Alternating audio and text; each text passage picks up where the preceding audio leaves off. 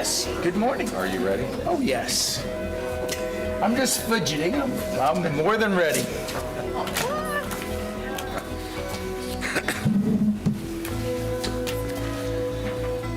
Good morning and Happy New Year to all. We're going to get the meeting started here on January 9th, 2024. I hope everybody had a good and joyous holiday.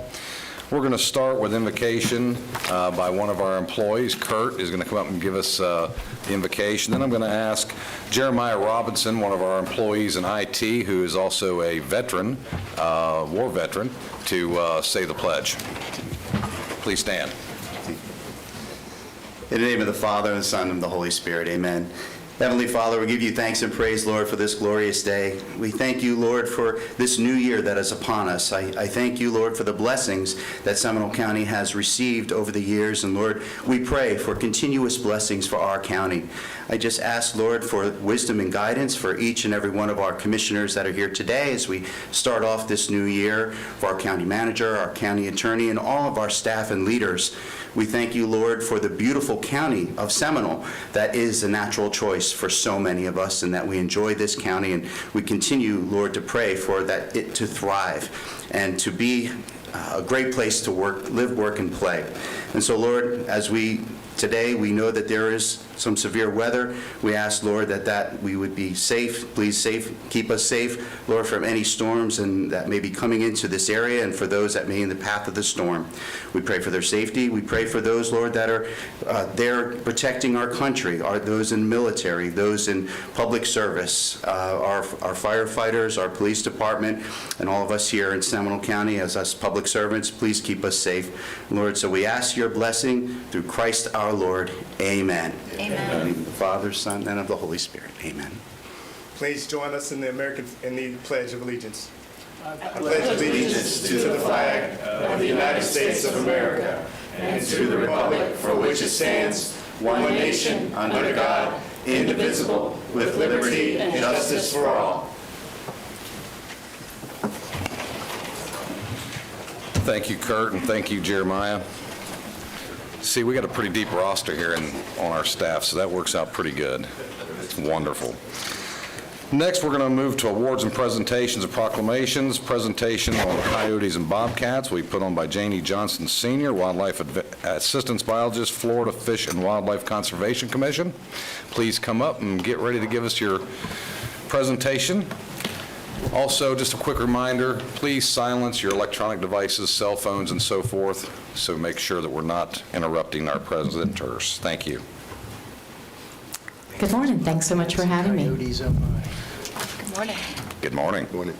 So I'm Jane Johnston. I'm a senior wildlife assistance biologist with Florida Fish and Wildlife Conservation Commission, and I'm going to be talking about the Wildlife Assistance Program and some of the calls we get from residents here in Seminole County. I was asked to present on coyotes and bobcats, which I will be talking about those two species, but believe it or not, there's some other ones that lead the pack, so to speak. So we have raccoons and a couple other species as well. A little bit about our program. The Wildlife Assistance Program, Monday through Friday, 8 to 5, has biologists spread throughout the state that take calls from the public experiencing some type of conflict with wildlife. And our goal is to address their conflict, give them some options to mitigate the conflict or prevent it and avoid it, but really fostering coexistence. So keeping people, pets, and livestock safe, but also being able to keep the wildlife on the landscape as well. So primarily a lot of this work is done over the phone. We have a lot of technical assistance, which is guidance and advice that we give to callers. We can do some equipment loans and some other work that I'll talk about in a few slides. We also have a lot of partnerships with municipalities, with county health departments and animal services to help us accomplish these goals, as well as some non-governmental organizations throughout the state like Audubon or Defenders of Wildlife. We prefer to do more proactive engagement. We like to get ahead of it before it becomes a conflict. We really want to get information into the hands of a lot of people because our state is a beautiful place and lots of people come here and don't realize the abundance of wildlife that we have. So what kind of calls are handled by the Wildlife Assistance Program? So it's going to be nuisance wildlife calls. Nuisance is actually defined in the Florida Administrative Code as an individual animal that is causing or about to cause property damage. It's an animal that could present a threat to public safety, or it's causing an annoyance in, on, or under a building. So nuisance is actually defined and applies to an individual animal's behavior. And there are additional Florida administrative codes that let the public know what they can or can't do about it. So a lot of the work we do, we allow the public to manage those specific species, with the exception of bears, because we take those calls too.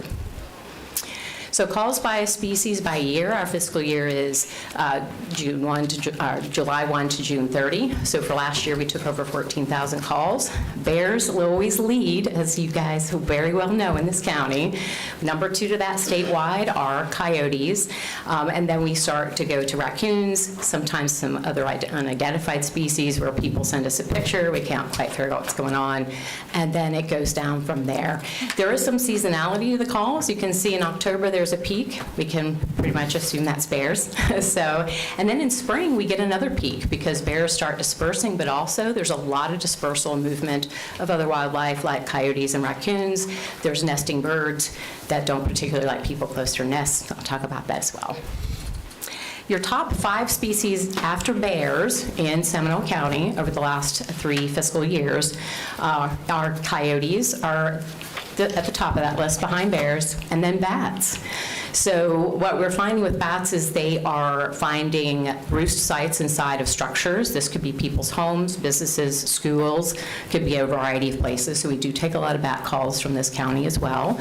Raptors are next on that list, primarily red-shouldered hawks who are very defensive of their nest. So they will swoop and dive bomb and unfortunately injure people trying to protect their mates and babies. And vultures, because they like to be on the highest peak of a building, which usually is someone's pool cage or the 3rd story of their house, and they poop, so people don't really appreciate that too much.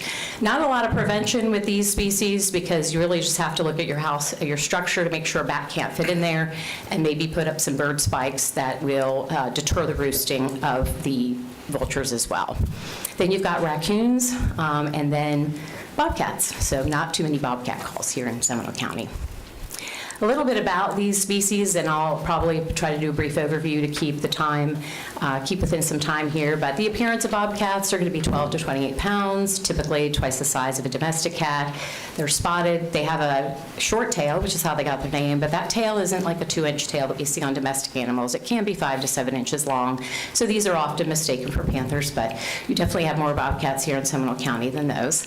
Their diet is, they're carnivores. They're obligate carnivores, so they hunt for meat, but their primary prey is birds and rabbits. They will eat other mammals as well. Range is usually 5 to 6 square miles, which will include several communities if they're living in an urban area, and they can even use a smaller space if they're close to people. Their behavior, they are crepuscular, which just like bears and other species, most active during dusk and dawn. Bobcats are nappers. They only take a couple hours of sleep. They go somewhere else in their range. They look for food and shelter, and they continuously just patrol that range. So they can be seen during the day and overnight as well. Conflict with humans tends to be fear. Most people are afraid that they're going to be harmed by bobcats. But pets can be a concern, but livestock, because we keep things that bobcats like to eat, like chickens and rabbits. And so that can be a conflict as well. Your bobcat core calls are going to be those calls that meet that nuisance definition of causing annoyance in, on, or under a building, presenting a public safety risk, or if they are causing or about to cause property damage. Most of the property damage tends to be pets and livestock. Majority of the calls are non-core. Those are driven by people's concerns and fear for their own safety, the safety of children or seniors or their pets. And we do address those concerns and let them know. Bobcats tend to be very solitary. So when they mate, they're together less than a week, and then when she's raising her kittens or cubs, you can use either term, she raises them within a year and they disperse. So they are not a group type of an animal. With raccoons, their appearance is they have that mask and that ringtail, really common in residential areas, of course, much smaller than a bobcat, but certainly will defend themselves if they get startled by a person. Their diet is, if it's edible, they eat it. It's very simple. So if they can eat it, they will do it. This, of course, includes garbage, pet food, bird seed, fruits, cultivated fruits, all that kind of good stuff. Their range varies depending on how much shelter and food sources they have access to.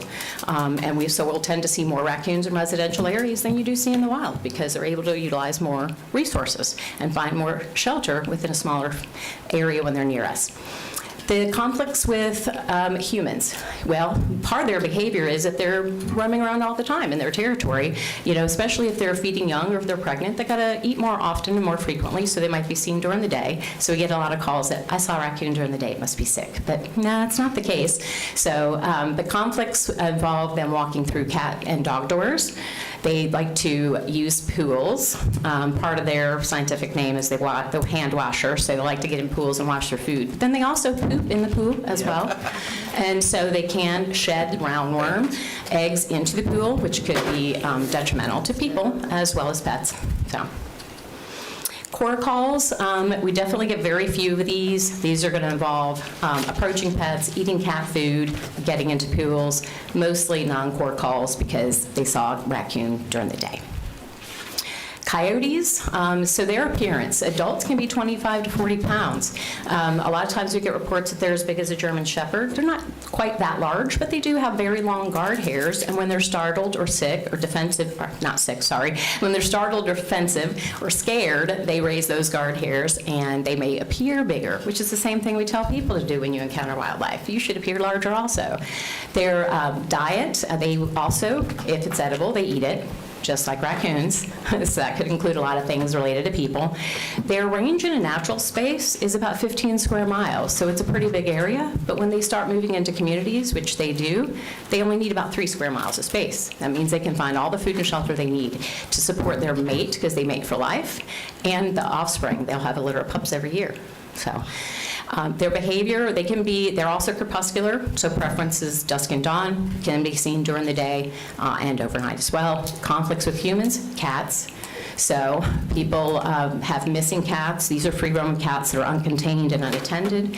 Unfortunately, they're four-legged furry things, and that's what our wildlife eats, and they don't understand the concept of pets. They don't associate their fear of humans with our things.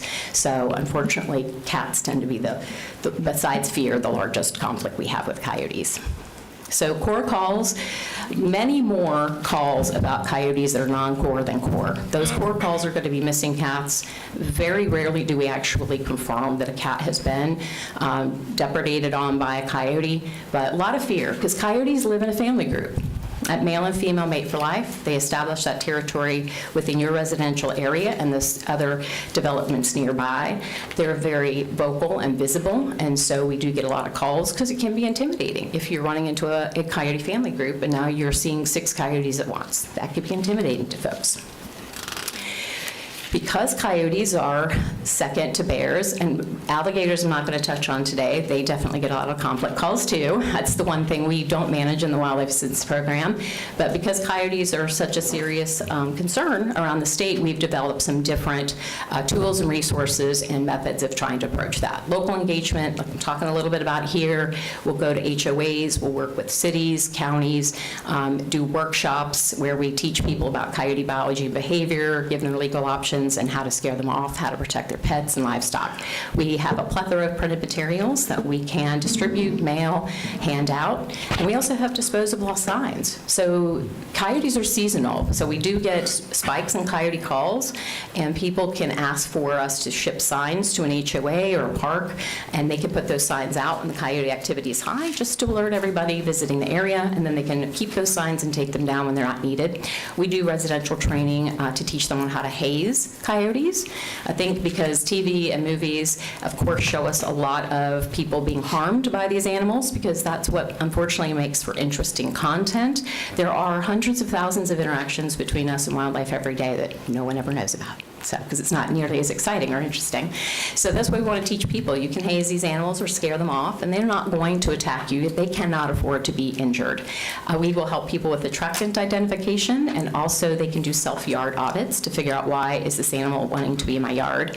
We will do equipment loans with trail cameras or with hazing devices, which include water jets and different types of alarms. And the Humane Society of the United States has put a framework together for municipalities to work on developing their own coyote management plans if they think they need it, and we can assist municipalities with doing that as well. So this is an animated map, and you'll see we'll start out with bobcats, so kind of going from the fewer calls to the more calls. So bobcats, pretty well dispersed. Raccoon calls, pretty well dispersed. But if you notice the coyote calls, when they come up, they are the triangles. A lot of activity on the eastern side of I-4. Bear calls, primary activity on the western side of I-4. I find it interesting as a biologist. I don't know why that is, but I still find that to be very interesting. Coyotes, again, need smaller space. Some of those calls, too, if you've got 10 residents to call in about seeing a coyote, they thought they saw 10 coyotes, but they're all usually seeing the same one, too. So that kind of gives you a perspective on the distribution here in the county. Some unique differences between these animals. Coyotes will establish territories and live within communities. So they don't have, once they've established, they mate for life and that's their territory, they stay in it, they raise their young in it. They live in family groups, they're very visible, they vocalize, and that's why people usually know they're there and why they get blamed for a lot of the missing cats. But free roam cats and cat colonies are our biggest conflict with coyotes statewide. Bobcats thrive in urban areas because we've made great habitats for them where we live. So they are very adept. They take free-ranging chickens. They will take unsecured goats and rabbits. Birds and rabbits are something they eat naturally, so they will take advantage and exploit that type of resource. And so that's where we end up with some of that conflict. We've had pictures sometimes of bobcats caching these animals inside of a neighborhood because they do kind of store it until they're finished eating it, and then they come back to revisit it and finish it off. Raccoons, pools, of course, so securing the pool is important if you have an opportunity. They have the climbing ability, so you've got your coyotes and bobcats are on the horizontal landscape, but you're able to have raccoons climb trees, climb homes, and they can use the vertical landscape as well for food and for shelter. So they do end up in people's crawl spaces and attics, and they will use pet doors. So they figured out pets get fed. Well, I'll get fed inside your house too. That's less than ideal. Common solutions, though, are the same, a lot of the same information as with bears. You know, secure the attractants, secure the food sources, pet food, garbage, fallen fruit, and the animals themselves, you know, if you secure those. Securing your pets. There's a picture here of a modified catio, which is a patio for cats. Cat still is able to go outside, protected from wildlife. Wildlife is protected from it as well. Even in a fenced yard, people should be attending to their pets because all of these animals can climb or jump fences, and so you want to be out there with, especially with your smaller dogs, to be sure that they don't become prey for one of the wildlife species. Secure your structures. So I'm going to touch back on bats for a minute. So as we head into spring, they're going to be looking for the maternity roost sites for the spring and the summertime. And so anywhere you can put the end of your thumb, they can fit into that space in your home. So it's a good idea to do an inspection ahead of time to make sure they can't get in there, because once one gets in there, sometimes they roost in colonies of hundreds. And then pools. If you can put a pool cover or pool cage on, you can prevent raccoons and other animals from getting into your pool as well. You can haze, scare off the wildlife. Again, that's the most uncomfortable thing for most people to do, but definitely we have had that too, a focused approach with the attractants and scaring. Scaring will get them to alter their behavior and become more nocturnal. They're not going to leave the area because they've established your residential area as their territory, but they will want to avoid you at all costs. So while you're sleeping in bed, they're able to be out and about in your neighborhood, and that provides its own kind of safety and protection. And then, of course, regulatory enforcement. So just like it's illegal to feed bears intentionally or unintentionally, it's also illegal to feed raccoons and coyotes and foxes intentionally and unintentionally. So we have some regulatory enforcement that we can be engaged in. We can also sometimes call and talk with some counties if they've got ordinances about feeding cat colonies or keeping dogs on leash as well. So we can kind of complement each other in the different kind of regulatory options we may have to protect people, pets, and livestock. And for questions, we do encourage people to call our regional office. You're in the Northeast region. That office is in Ocala. There's always a wildlife assistance biologist available, Monday through Friday, 8 to 5. You can also visit our website, a lot of information there. And then Ask FWC is a function where you can submit a question along with some videos and some photos if you need more information. So, thank you so much. Thank you, Jane, very much. Any questions or comments from the board? Let's start at the far end of Commissioner Constantine. We'll come right down the line. Great presentation. Thank you very much. Just a couple of things. You mentioned bats and everything. Okay, I'm going to say a lot of these questions are, around where I live. I live on a lake, and I have lots of bats come out at night and everything, but I have no mosquitoes. Very few mosquitoes on my deck. That is a correlation, correct? Yes, bats are insectivores, which means they eat any flying insects. That includes mosquitoes, and it also includes a lot of moths that their larvae tends to eat a lot of the food we like to eat. So they're very beneficial and important. But yes, they will help control bugs. One of the animals you didn't mention are feral cats. Right. Because I live on a lake, I also have a sand beach. Cats think it's the biggest kitty litter in the world. Is there? But also I have raccoons, and I will hear very interesting. It almost sounds like MME fights. At late at night. Is that between the cats and the raccoons, or usually? I think so. Huh? No, it's not my neighbors. Don't tell that. But the raccoons have become, as you said, very familiar with the location. I have a flat roof. They're constantly on the roof. They almost sound like reindeer up there, or playing soccer or something like that at night. But is there anything to keep them off the roof? Yeah, have to figure out how they're accessing the roof, which they can climb up a tree. Stairs. Yeah. So, if they're walking up the stairs, that electrified mat would work well, just preventing access to the stairs. And you could, of course, use some of the motion-activated deterrents as well. They will eventually figure out how to defeat those. So you got to rotate them, and you got to catch them off guard all the time. So. None of that very bad-smelling stuff that they sell at the various stores to put around. That doesn't work. It's not as effective. If it does work, you have to reapply it so frequently, because look at the kind of weather we've had the last couple of weeks. You'd be out there all the time, and as soon as it rains, it's gone again. So that's why we really work on more permanent solutions that are not going to have to be applied on a daily basis. One of the other animals you didn't mention, and I have a lot of, especially because the sand they like to come up on the beach, is otters. Yeah. I have a lot of otters. They play in the sand and scare the feral cats away, and which I love the otters then. But is there anything to concern yourself with otters on? Yeah, otter conflict tends to be that, especially if you're outside with your dog, if it's mating season or if they have babies nearby that water resource, they are going to be defensive. And if you've ever seen an otter's mouth, they have teeth, they eat crunchy things. And so that can be intimidating, so they can be very defensive, especially towards pets. We do also get complaints about them decimating like a pond of fish or turtles. And then we usually recommend in that case that people create some structure so they can hide from predators. But yeah, otters don't tend to cause as many conflicts as some of the other species that we have. Thank you. Commissioner Lockhart. So a lot of your purple triangles were in my district. Yeah, okay. And one of the fascinating things I found is that everyone has their own idea about how to handle coyotes. Yes. And then they share those ideas, usually in a neighborhood Facebook group or on the Nextdoor app. And now we have people conflict. Right, yeah. So, one man's hazing is another man's cruelty.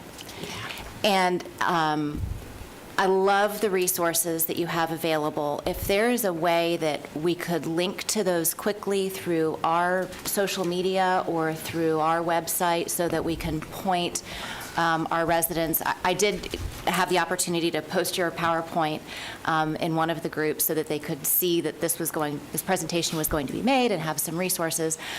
I think the self-yard check is fabulous thing. That's a fantastic resource that you have out there. We just don't know, I think, as citizens, what it is that you do offer. We have so many new people moving here from out of the state that your proactive approach in communication is going to be critical, I think, for folks to understand. So one of the questions that was asked was, would they do a control or eradication program for us?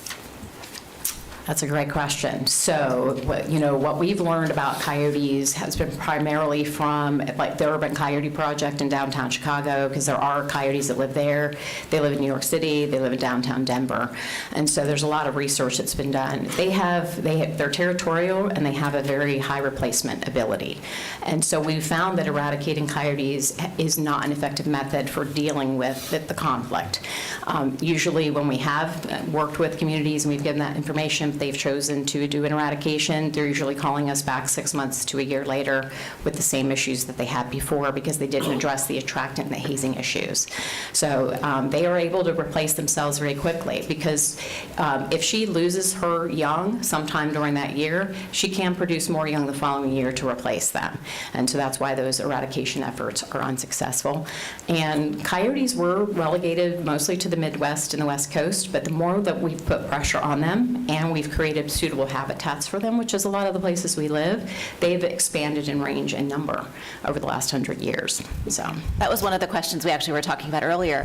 How did they even get here? Because we always think of them as being a wily coyote out west. We just need kind of some thing, road right? runners. Yeah, right. Yeah, they're even the road runners of the desert west, right? So yes, between eradication of red and gray wolves, because we used to have red wolves here in Florida 100 years ago, and the conversion of a lot of forest to agricultural land. So you got a lot of flat landscape with some forested areas that are adjacent. That has given them the ability to expand.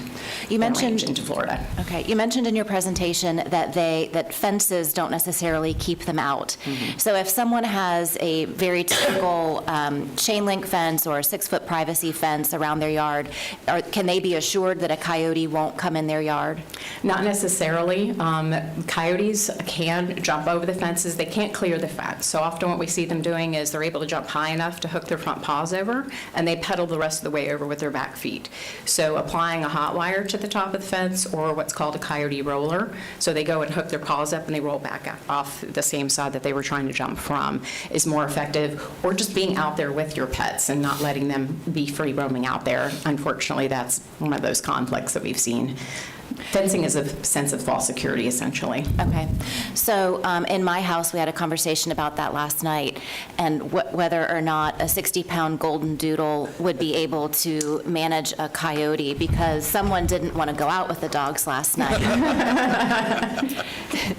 So can you handle that marital dispute for me? Well, yeah. So the couple things. It's helpful to know that coyotes aren't going to take on an animal larger than themselves, because they inherently know they're on the losing end of that kind of battle.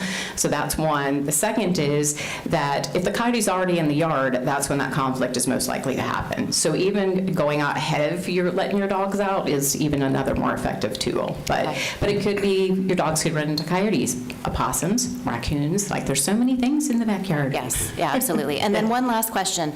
Sandhill cranes are obviously wonderful creatures, and they're protected in many ways. But there was something that I read recently about, you talked about bears not being, you can't feed knowingly or unknowingly bears. Are sandhill cranes in that same category? It's illegal to intentionally feed sandhill cranes. It does not protect from unintentional feeding, which could be if people have like bird feeders out, the smaller birds fly to the bird feeder, but of course they always spread the seed all over the ground, and the sandhill cranes are eating that. That may not necessarily be interpreted as intentional feeding by law enforcement. Okay. Yeah. And to Commissioner Constantine's point, I think there's a yin and yang in all of this. You know, people find the bats to be annoying, but you don't have the mosquitoes. We have a lot of cat lovers who feed feral cat colonies. They create problems and are an attractant. And so there's always that, again, one man's hazing is another man's cruelty. One man's favorite animal is another person's nuisance. So Right. it's a challenge. Thank you. And we will definitely be reaching out to get a lot of those resources from you. Super. Thank you so much. Can you send that map to us? You had it clicking On a loop, on the yep. loop. Could you Yeah, send? if it wasn't Absolutely. in this, we'd love Yeah. to see it. Okay. I think it just didn't print well. Oh, got it, yeah, well, yeah, because it's animated, so sure. Yeah, Thank you I so can make much. sure to share the resource with All you. right. Thank you so much for Appreciate it. having me, appreciate it. Commissioner Laurie? Thank you, Mr. Chairman. First of all, thank you again for your, I lost her. Oh, there are Not done 3 yet. more of us. Sorry about that. If you're done, you're done. I get it. You're not getting off the hook that easy. Oh, okay, I'm ready, let's go. I just want to say, first I want to say thank you. I thought the presentation was well done and very informative. In looking at your data of the coyote core complaints, because that's one of the biggest issues that we get, or at least in my office we get, and you can see year to year, excuse me, the core complaints is around 10, but last year it went up to just under 20, so it almost doubled last year. Is there a reason for that? I can't speak specifically in a research concept that there is, but anecdotally, as we do, as people move here and we forced to become converted into more development, that you've got those open spaces that coyotes like with those forested, usually those mitigation preserves that are within those communities that they're able to utilize. And because they are able to utilize a smaller area in the urban environment, you essentially can have more coyotes in an urban landscape than you do in the wild. So it's I do possible understand that, yeah. combination of both of those is what's driving calls. So at what point do you, in your professional opinion, believe that there is an issue in the urban area when it comes to coyote conflicts? Yeah, it's going to be very similar to bears. We're really going to ask, if somebody's calling us about coyotes, we're probably going to ask a lot of questions so we can understand the depth and the breadth of what the situation might be. Because we will, as we head into the springtime and coyote pups start emerging, the male coyotes will start following people while they're walking their dogs, especially if the family is nearby, and that's intimidating. When they're just following, that can be intimidating, but you definitely want to get to talk to people at that point. Because if they let that continue, now the coyote may get closer and closer. We've had situations where coyotes have harmed pets, and so it's very similar to bear management where we can't let that continue to persist because it could eventually lead to a conflict with people because we care about our pets and we end up interceding and getting hurt. Well, the reason why I'm asking these questions, because in 2018, we were just under 30, and then in 2019, we just went above 10, so there was a dramatic drop from 18 to 19, and I'm assuming that it's very hard to articulate why that happened. It is, and sometimes what we find with, when we're talking to people, they'll say, well, 15 of my neighbors have called in about coyotes, but the calls don't always necessarily make it to the FWC. Okay. They may call animal services, they're calling their local law enforcement. We may not always know about the amount of conflict that's going on, and one of the downsides to that is if I can't see those calls coming in, that it's harder for me to know if we need to do that proactive engagement or come out and work with those communities. So the first thing we should be doing is making sure that the number of calls are accurate and that people are reporting what's actually happening so that we can see the trend in those neighborhoods, so that if there is a trend of increase, that we can be more proactive. Exactly, correct, yes. How would you help us do that? How can we get the word out to do that? 'Cause Yeah, I really certainly. I think that's the issue. Yeah, certainly sharing some of our online resources. We recently had our public information officer for this region, Chad Weber, do an interview that aired on Friday for Seminole County residents about coyotes. There is an uptick in calls in this county, so we are planning for some of our own social media ads to address specific to Seminole County residents. Sharing any information that we've got available, we've got social media packages we can send, just pushing that information out there and really encouraging people to call the regional office number. So we have our dispatch number, which is the 24 hours a day, 7 days a week. That's really focused on violations and emergencies.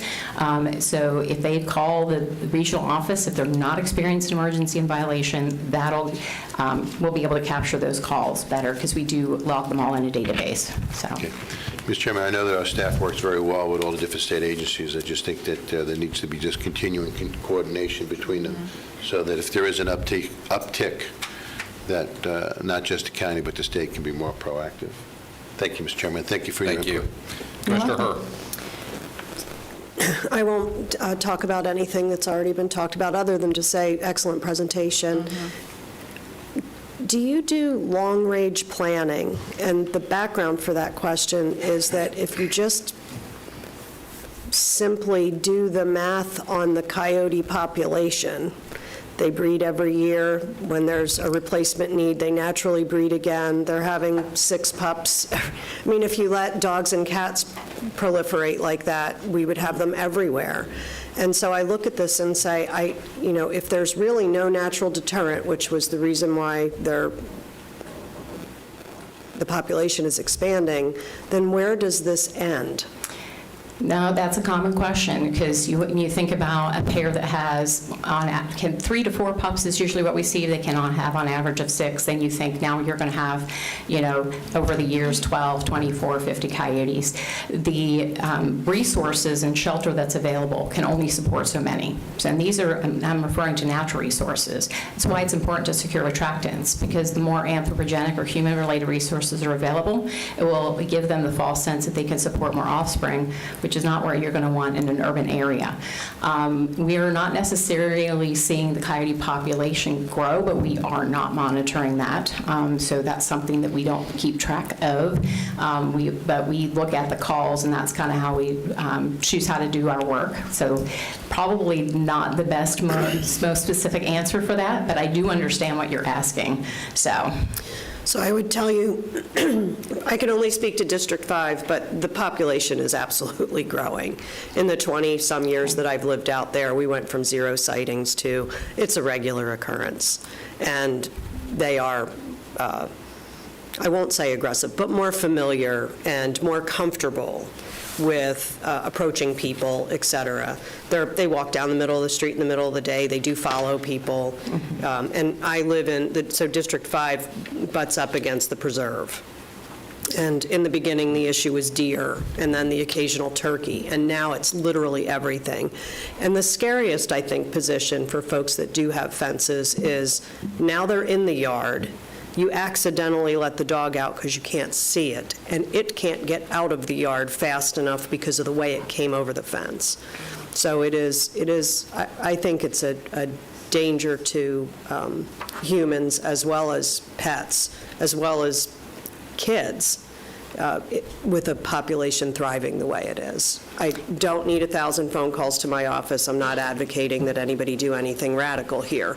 I'm just saying we need a long-term plan of what is it that we need to do, to include us providing more education around, it will naturally limit if we stop giving them food. Right, yeah. It does take more of a community effort, and there's multiple things that would need to happen. Coyotes were, when we documented coyotes coming into the state of Florida, that goes back to the 1980s. It's likely they were here a little bit earlier, but seeing more of them is that they're just filling in all of that vacant space, right? And that's my point. Yes. Is that what they view as vacant space, we view as private property. Mm-hmm. Right. So, yeah, happy to work with you in your district and do any kind of, we can do a coyote workshop, we can do some training for residents, we can do yard audits, whatever you need, we are available for that. Thank you. Thank you. You're We will welcome. take you up on that offer. Okay. Thank you very kindly. We don't currently have a problem with any of these species in District 2, so I'll let you move forward. Thank you very much for taking your time and indulging us with your answers to all the questions, and I appreciate you coming down and sharing with us today. Thank you very Absolutely. much. You're very welcome. Thank you. Thank you very much. Thank you. All right, we're going to move on to our next presentation, which is going to be Gabrielle Milch from the Soil and Water Conservation District. While she's coming down, I want to remind anybody that wants to speak, you need to fill out one of these yellow forms in the lobby. If you don't want to speak and just want a written comment put on the record, pick up the green one, fill out all the information, give it to Dominique right here on the front of us. She's the clerk. She'll get that to us and make sure we're able to read that. So if you want to speak, get the yellow form. If you don't want to speak and just write, get the green form. Good morning, Gabrielle. Good morning. Happy New Year, and I have a short report of some of the accomplishments for the Soil and Water Conservation District, and also a couple of projects we're hoping to work on in the future, and a little bit of information about some legislation that involves all of us. So we just recently had our 75th anniversary for the Soil and Water Boards. That's a long time, and during that preparation, I put together with other people a display on the history of soil and water from a personal standpoint, but more from an ecological standpoint and how things have changed over time in Seminole County, because we were once, much more agricultural than we are today. And I'd also like to give a special shout out to Bennett Lloyd, the museum manager. He was such a wonderful help and really enjoyed it. We had a cake social, and we had a little bit of speeches, and we're creating a video that we intend to celebrate the 75th anniversary of the Soil and Water Board. And so it was a really nice opportunity, and thank you, Seminole County, for allowing us to have that opportunity at the History Museum. Also, we did some agricultural producers workshops. We're trying to get to know who in the community is an agricultural producer. A lot of them are, private and don't necessarily want to, get help from other people. They're doing well. But the NRCS, which is the Natural Resources Conservation Service, is with the federal government, which is the Department of Agriculture. And then in the state of Florida, we have the Florida Department of Agriculture. And both of those entities are friends to the farmers. And they have funding sources to help the farmers to improve their soil and water practices for conservation. So this year we had 2 workshops in the fall. One of the workshops was about, I told you a little bit about it, was about poisonous plants that grow in pastures and yards, and that can be harmful to the animals as well as, your livestock, as well as, people.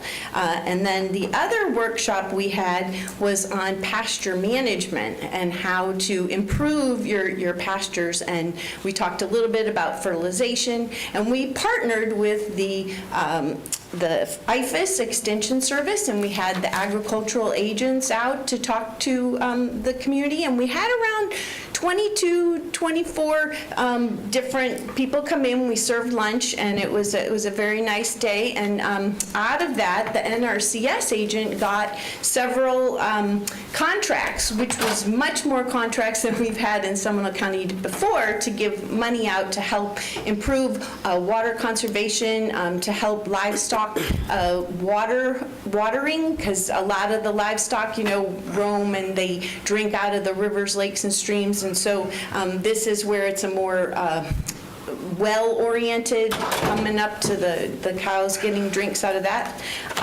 And also, we also have been working on the private well owners program.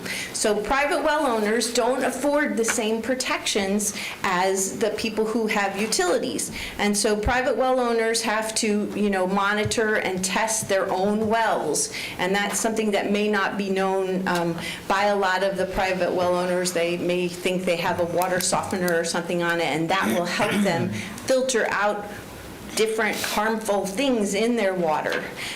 One of the programs is we're starting in Geneva, is there's been septic and wells are co-located next to one another. And so when your well perhaps gets a crack in the casing or something, the bacteria from the septic tank can seep in and can cause harmful health issues for people. And so I've been working with UF-IFAS, and we are going to be doing 30 water quality tests or more, depending on the community. But we spoke at the Geneva Association group, and we have some people who are going to catch the water samples, bring them into the office there, and then we're going to pick them up and monitor them, and then go back and privately talk to the people about the results, so it's a more private situation, so it's not out there, and then see how we can help people with that. And so any other private well owners in Seminole County who are interested in getting their wells tested, or just kind of pre-tested for bacterial issues, and talking about some other components, can get in contact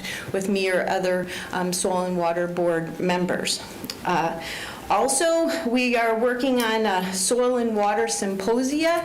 I was trying to do the state of the water address, and that seems quite complicated, so I think we're going to ease it back and work on that in the symposium. What we'd like to do is survey at Calino, which is the group of all of the elected officials in the county, and we're going to work on finding out what some of the localized issues are, and then trying to get better communication between all of us. And it is one water, so we'd like to work on it as one instead of all individuals in that respect in our silos. Also, I've been working on the Envirothon, which is a regional high school competition for students who care about or are learning about the environment. They take AP environmental classes in high school, and so we're doing a regional approach, and I'm so excited we got the Disney Wilderness Preserve and the Nature Conservancy to support us on this and have the event there. So we have Osceola County, Seminole County, and Orange County students participating, and we have some sponsorship for that. So it's going to be a really great day in February where all these students come together on a Saturday at the Disney Wilderness Preserve, which is 14,000 acres of land that was set aside for the river protection, and it was an old agricultural area before. After it was nature, it became an agricultural area, and so that was also to offset the impacts for the construction of Celebration, the development that you all probably have been down to. Also, we're going to have a public service announcement contest, a digital one. Since young people are so good with public and social media, we want them to have different messages about conservation, about soils, and about water, and different things that young people, and try to spread the word that way and have more knowledge out there. And we also are going to give out conservation awards, and part of the awards we want to do is we'd like to honor all of you for your contributions to protecting our soil and water. And also we're going to name a conservation agricultural person of the year, and we're going to try to continue on that. Our NRCS agent did that in his previous job in Colorado, and it was very a wonderful way to get people together and to share positive things. Also, we're looking towards working on some of the lakes management issues in the urban as well as the rural areas in Seminole County, and you all have that wonderful MSBU program for lakes management, so we'd like to help promote that and get that word out. And you guys do a great job, but we can always try to help. So those are kind of the things that we're working on, what we've done. And so I'll slip down to the legislation. So unfortunately, Seminole County, City of Sanford, Lake Mary had the 1,4-dioxane issue, with the land and how that all came out. And so there have been 2 legislators that have put forth bills in the Senate, Linda Stewart, and it's Senate Bill 1546, and then our own Rachel Plankin, House Bill 1533. And so both of those are mirrored legislative programs, and what they want to do is to help the municipal governments who have the utilities to do monitoring and testing. And so they're putting in it, there's going to be a mandatory, or not mandatory, but a testing by January 1st, 2025, that all municipal utilities will test for 1,4-dioxane. And then after that, if it's found, there's going to be to development a mitigation plan to help figure out how to reduce that to the health levels that are okay for most people. And so those are two bills we hope pass. Then unfortunately there's one that's kind of sad, and it's about the soil and water boards, and what they'd like to do is create appointments instead of elected officials for the soil and water boards. And that's Senate Bill 1772, and that's from Senator Collins, and then House Bill 1075 from True Now. And so they want to make it so that the soil and water boards will no longer be elected. They will be appointed by the Commissioner of Agriculture. And so we're working on that. And so far, all the feedback, I've been calling all the soil and water boards around the state, different members, and they are not, of course, in favor of this. So we also are looking for volunteers. So that's the end of the legislative report. There's other issues coming along, but we'll get there. And the other thing is we're looking for volunteers to help. We want to do a kind of a outreach for nutrient pollution about fertilizers and about the use of fertilizers. And soil testing is really the best way to know if you need to apply fertilizer or not. So we're trying to encourage people. We're going to go door to door in some areas. We're targeting specific watersheds that we know there's problems, and go out and have a friendly conversation and ask them if they'd like to have the soil sample, and then go back and talk to them about that. So until July, our next report, I'll take any questions. We also would really be happy to have some more support. You guys have been really great this past year in supporting the Soil and Water Board with all kinds of projects, and so we hope that we could get the use of the extension office or office perhaps somewhere in the county, and use of maybe the copy machines and things for some of our outreach and education programs. Great, thank you, Gabrielle, and we sincerely appreciate you coming and giving us those updates, very informative. I think it would be helpful if you could share all those dates of the events you mentioned with all of our offices and with our senior staff, so we can disseminate that as well. Okay. And help put that out, on our social media feed, so the general public. So I'll start again at the far end for any questions, comments. Commissioner Lockhart? I was just going to say, it's great to get your Almost got it done. presentations. Almost. It's great to get your presentations, Gabrielle. Thank you very much. Gabby, thank you very much.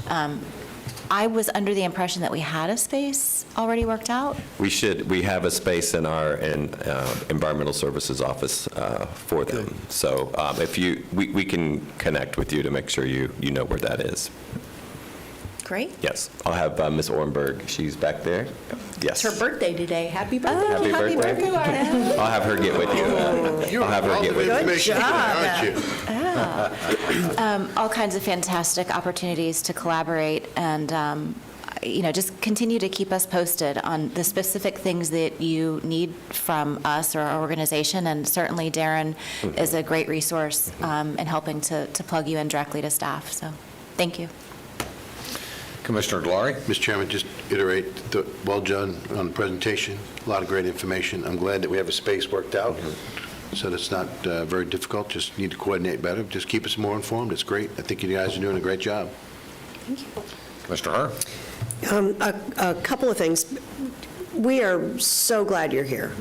Just the progress that we've made with you in this seat has been remarkable, and I'm appreciative.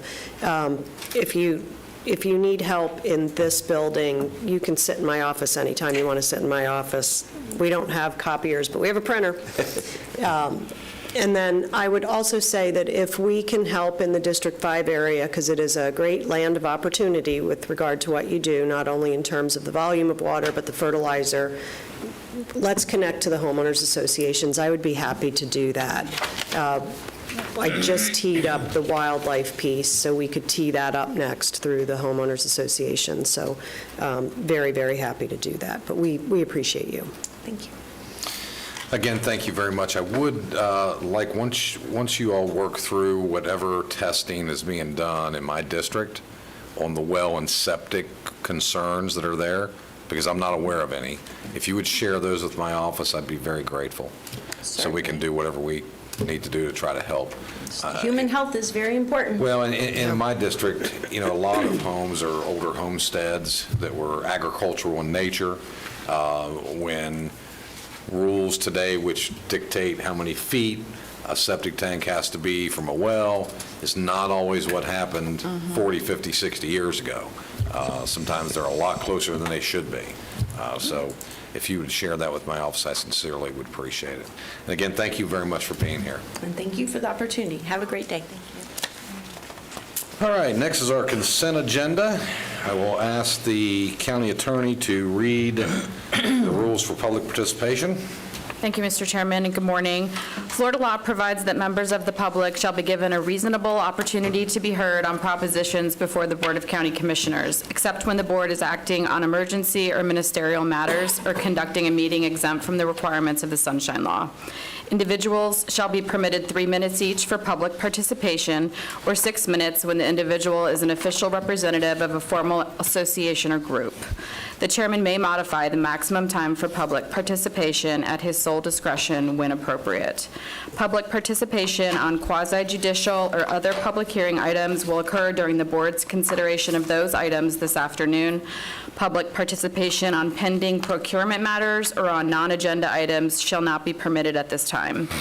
Members of the public desiring to make public comment must fill out a speaker form and present the form to staff. Forms are available in the lobby. Thank you, Mr. Torrey. Mr. County Manager, any updates to the consent agenda? Thank you, Mr. Chairman and Commissioners. Just one change, and that's item number 12 under the county manager's consent agenda, that I am going to pull that and bring that one back. Okay, That's so all the changes. Polling 12. Okay. Commissioners, we then have items 3 through 17 less 12. Anybody have a desire to pull anything? Commissioner Lockhart? I'd like to pull 10 for clarification. Pull 10 for discussion. Anyone else? Commissioner Herr? Chairman, I'll move to approve items 3 through 10 and 13 through 17 on the consent agenda. Second. A motion second. Do we have anybody here in the public that wishes to speak on any of these items? No, sir. Okay. We have a motion and a second. All those in favor? Aye. Aye. Those like sign, those opposed? Seeing none, passes unanimously. Commissioner Lockhart, I saw you right there. Well, I have number 10, and I think I've also seen Mr. Cunha trying to do some type of sign language, so maybe we want to just figure out what that might be about. Mr. Harris, thank you so much for bringing this to us.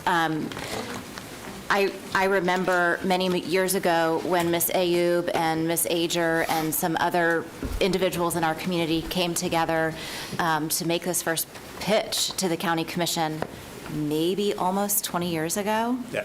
Yeah.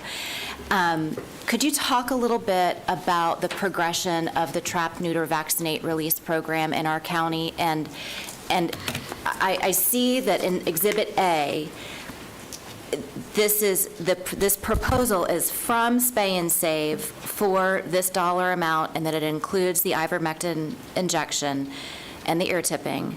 But I'm seeing, I'll be honest with you, a lot on social media, and we actually had someone here last meeting from Volusia County telling us that we aren't doing enough or we aren't doing it correctly. So does this need to be different? Do we need to, what is your opinion on this particular item and how it impacts what other people's perceptions seem to be? Sure. Oh, and FWC left. So we do work with Alan Harris, Director for the Office of Emergency Management and Animal Services.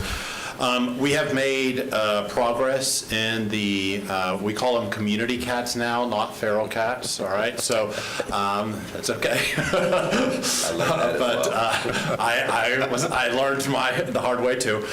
So the community cat program, they don't like the word feral, and I understand why. So the community cats are cats that are taken care of by individuals. They are fed, they are looked at. They do provide assistance in controlling the cat population. Cats are good around the community, around the neighborhoods, because of course they get rid of rodents and things like that. So we did not have a TNVR program till about 2 years ago, and you all, and we appreciate it, changed our ordinance to allow for a TNVR program. Since then, we've been working with Pet Alliance, Spay and Save, an organization of volunteers that have developed a 501c3, Seminole County TNVR, to assist us. And as cats come into the shelter, we call those volunteers.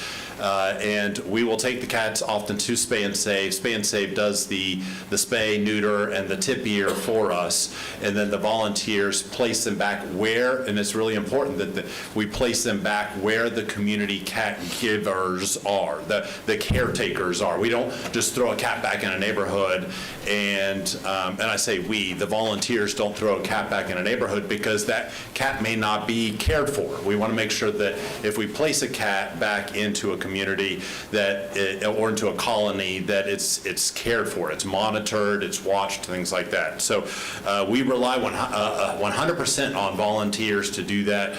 We simply do not have the staff to return every cat to the community.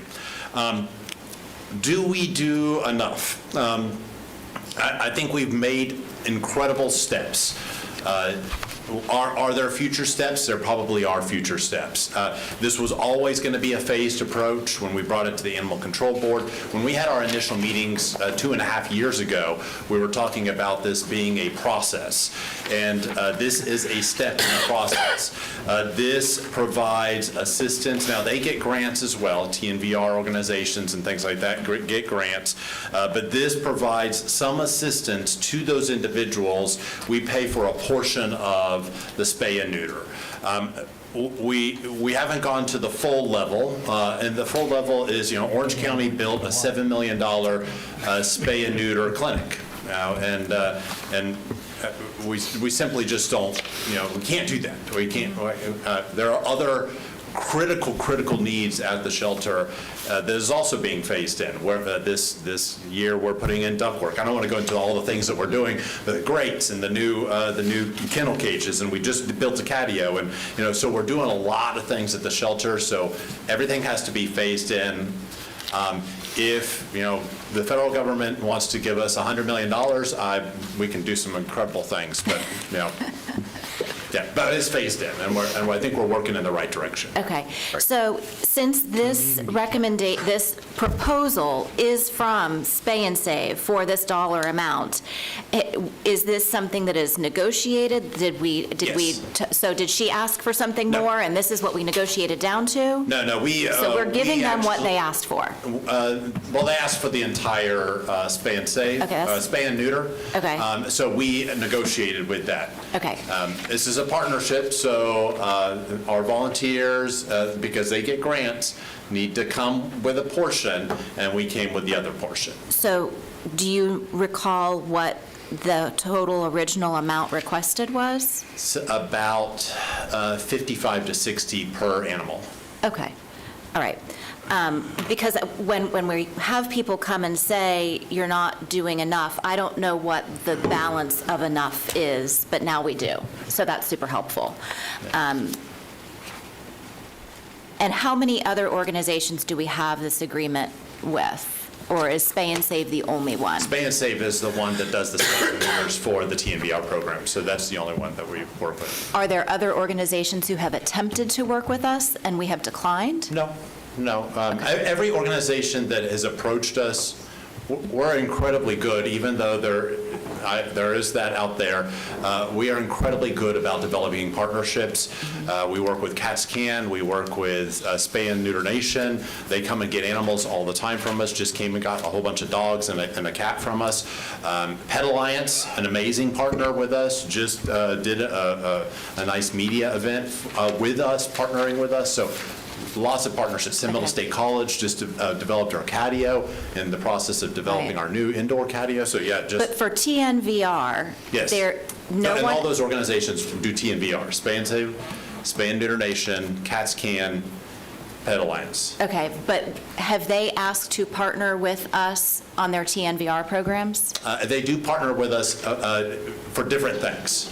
So some of them provide the volunteers that go out and take the animals to the shelters. Some of them work with the community cat caregivers. So there's a lot of aspects of the program. It's not just the spay and neuter. The spay and neuter part is Well, spay there's and the save. trapping. Right, there's a whole There's the bunch of vaccinating, different there's all parts, the, yeah. I get the TNVR, each stands for something Correct. different. But let me be more specific. So the only group that's asked to partner with us and the neutering and spaying piece of the TNVR is Spay and Save. That's correct. There's no one else that's asked to do that, and we've told them no. No, Got no, it. we have said Okay. no to no one. That was because I was asking the negative. question incorrectly, so my No worries. apologies. Yeah. Okay, thank you. I'm good. Thank you. Anyone else have anything on this? Alan, thank you very much. Keep up the good work. Thank you. Your people are doing great work. Our volunteers, we're so grateful to have them on board, and thank you so very much. I'll look for a motion for the board. Motion to approve item number 10 as presented. Second. Motion is second. Any further discussion? All those in favor? Aye. Opposed, like sign. Seeing none, carries unanimous. Then we have a housekeeping. I would ask reconsideration on the original consent vote. I'm told that we have overlooked one item in the motion. So I will ask for the motioner to ask for reconsideration of the motion and the seconder. 11. Mr. Chair, since I was in the affirmative, I will ask for reconsideration. Reconsideration Agreed. granted. Good? Good. Good. Are we voting? You don't- No. Call reconsideration. I need someone to name number 11 if it's Move to approve item number 11. Don't we have to vote on reconsideration first? reconsideration. Any further comment on reconsideration? Seeing none? All those in favor? Aye.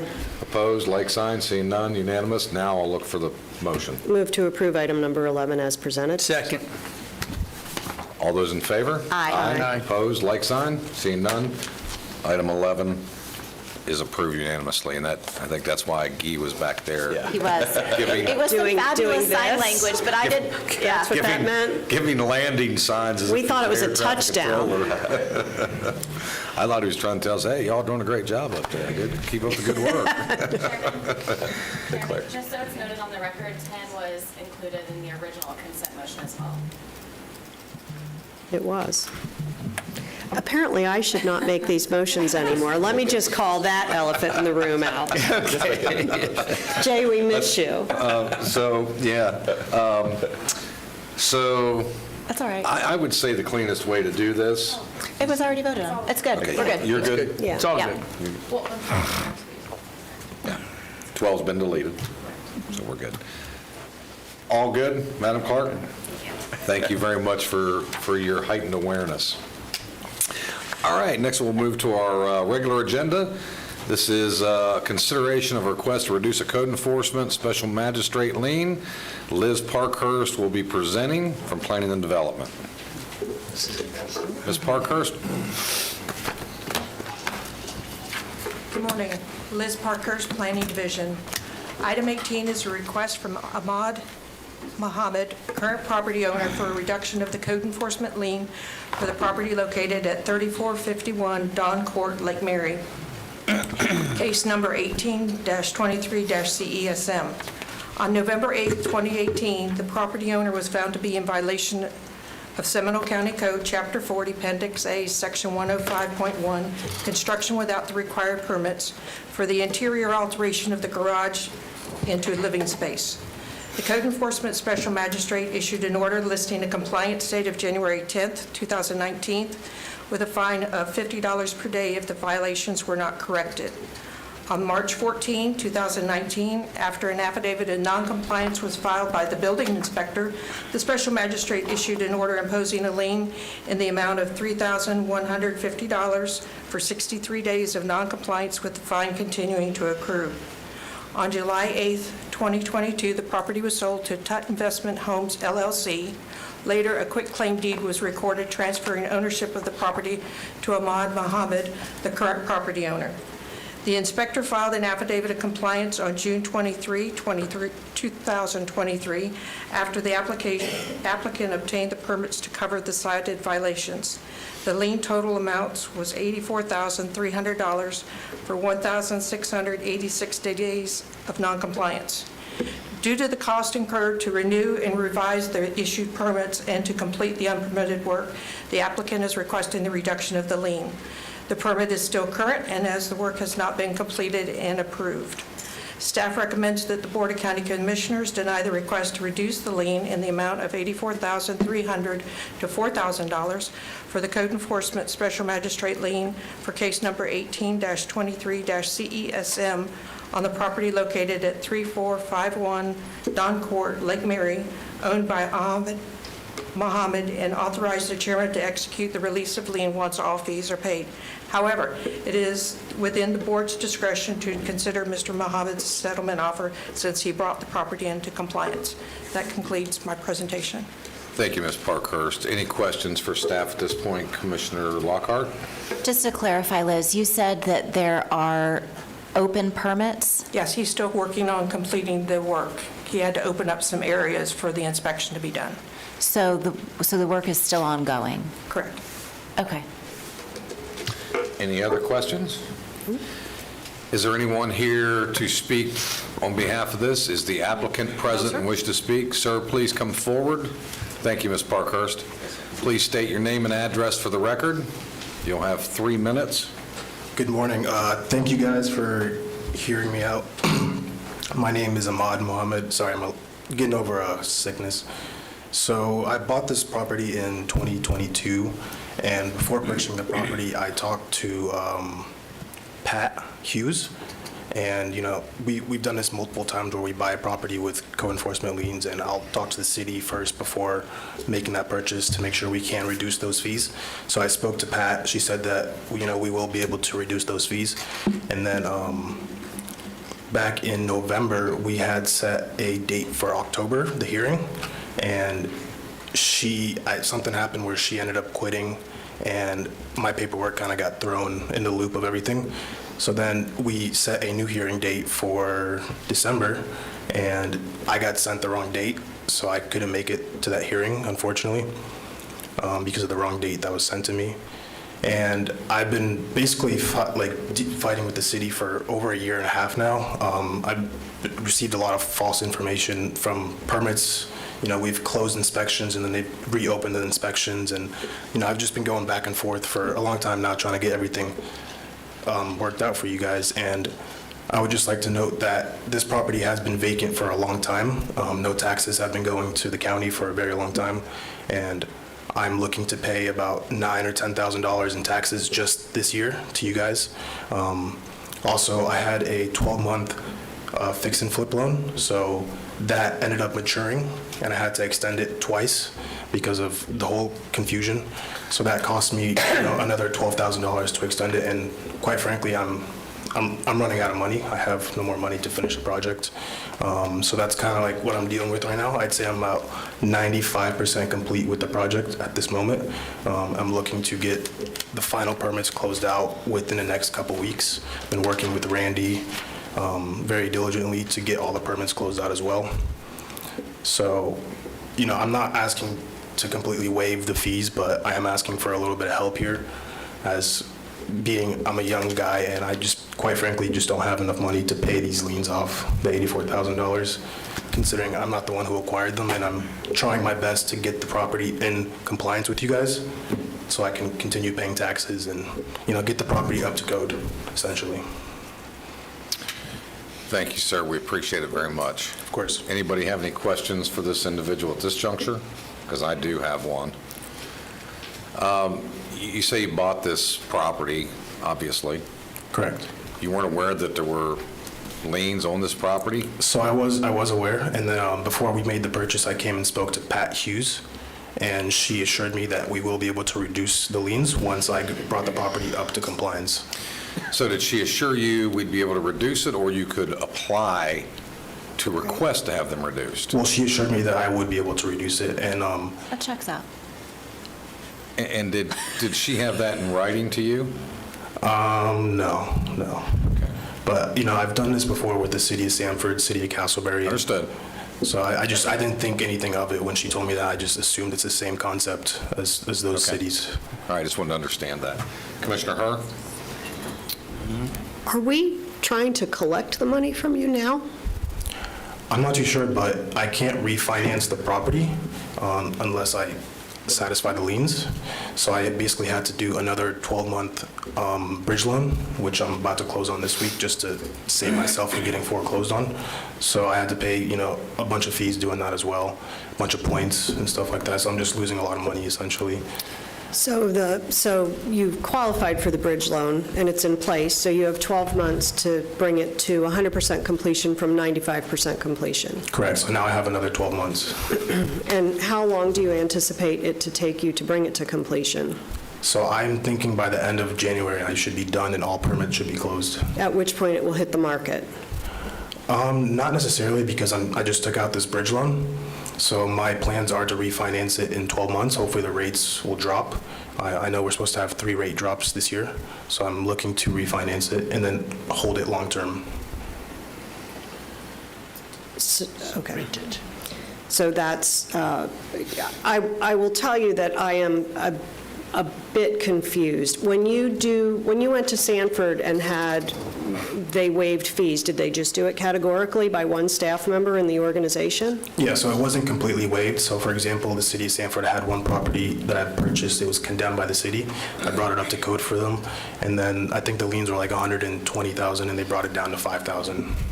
And you didn't come before a board? No, I just filled out a form and handed it, paid the $5,000, and that was pretty much it. And you bought this as an investment opportunity? Correct, yeah. Okay, so this is a business transaction? Yes. And you did no research into the process that happens in this county, in this jurisdiction? Besides speaking to Pat, no. Okay. No further questions. Thank you. I do have a question for staff, real quick. Sir, you could just have a seat there. If you were needed, we'll call you back up. Thank you very much.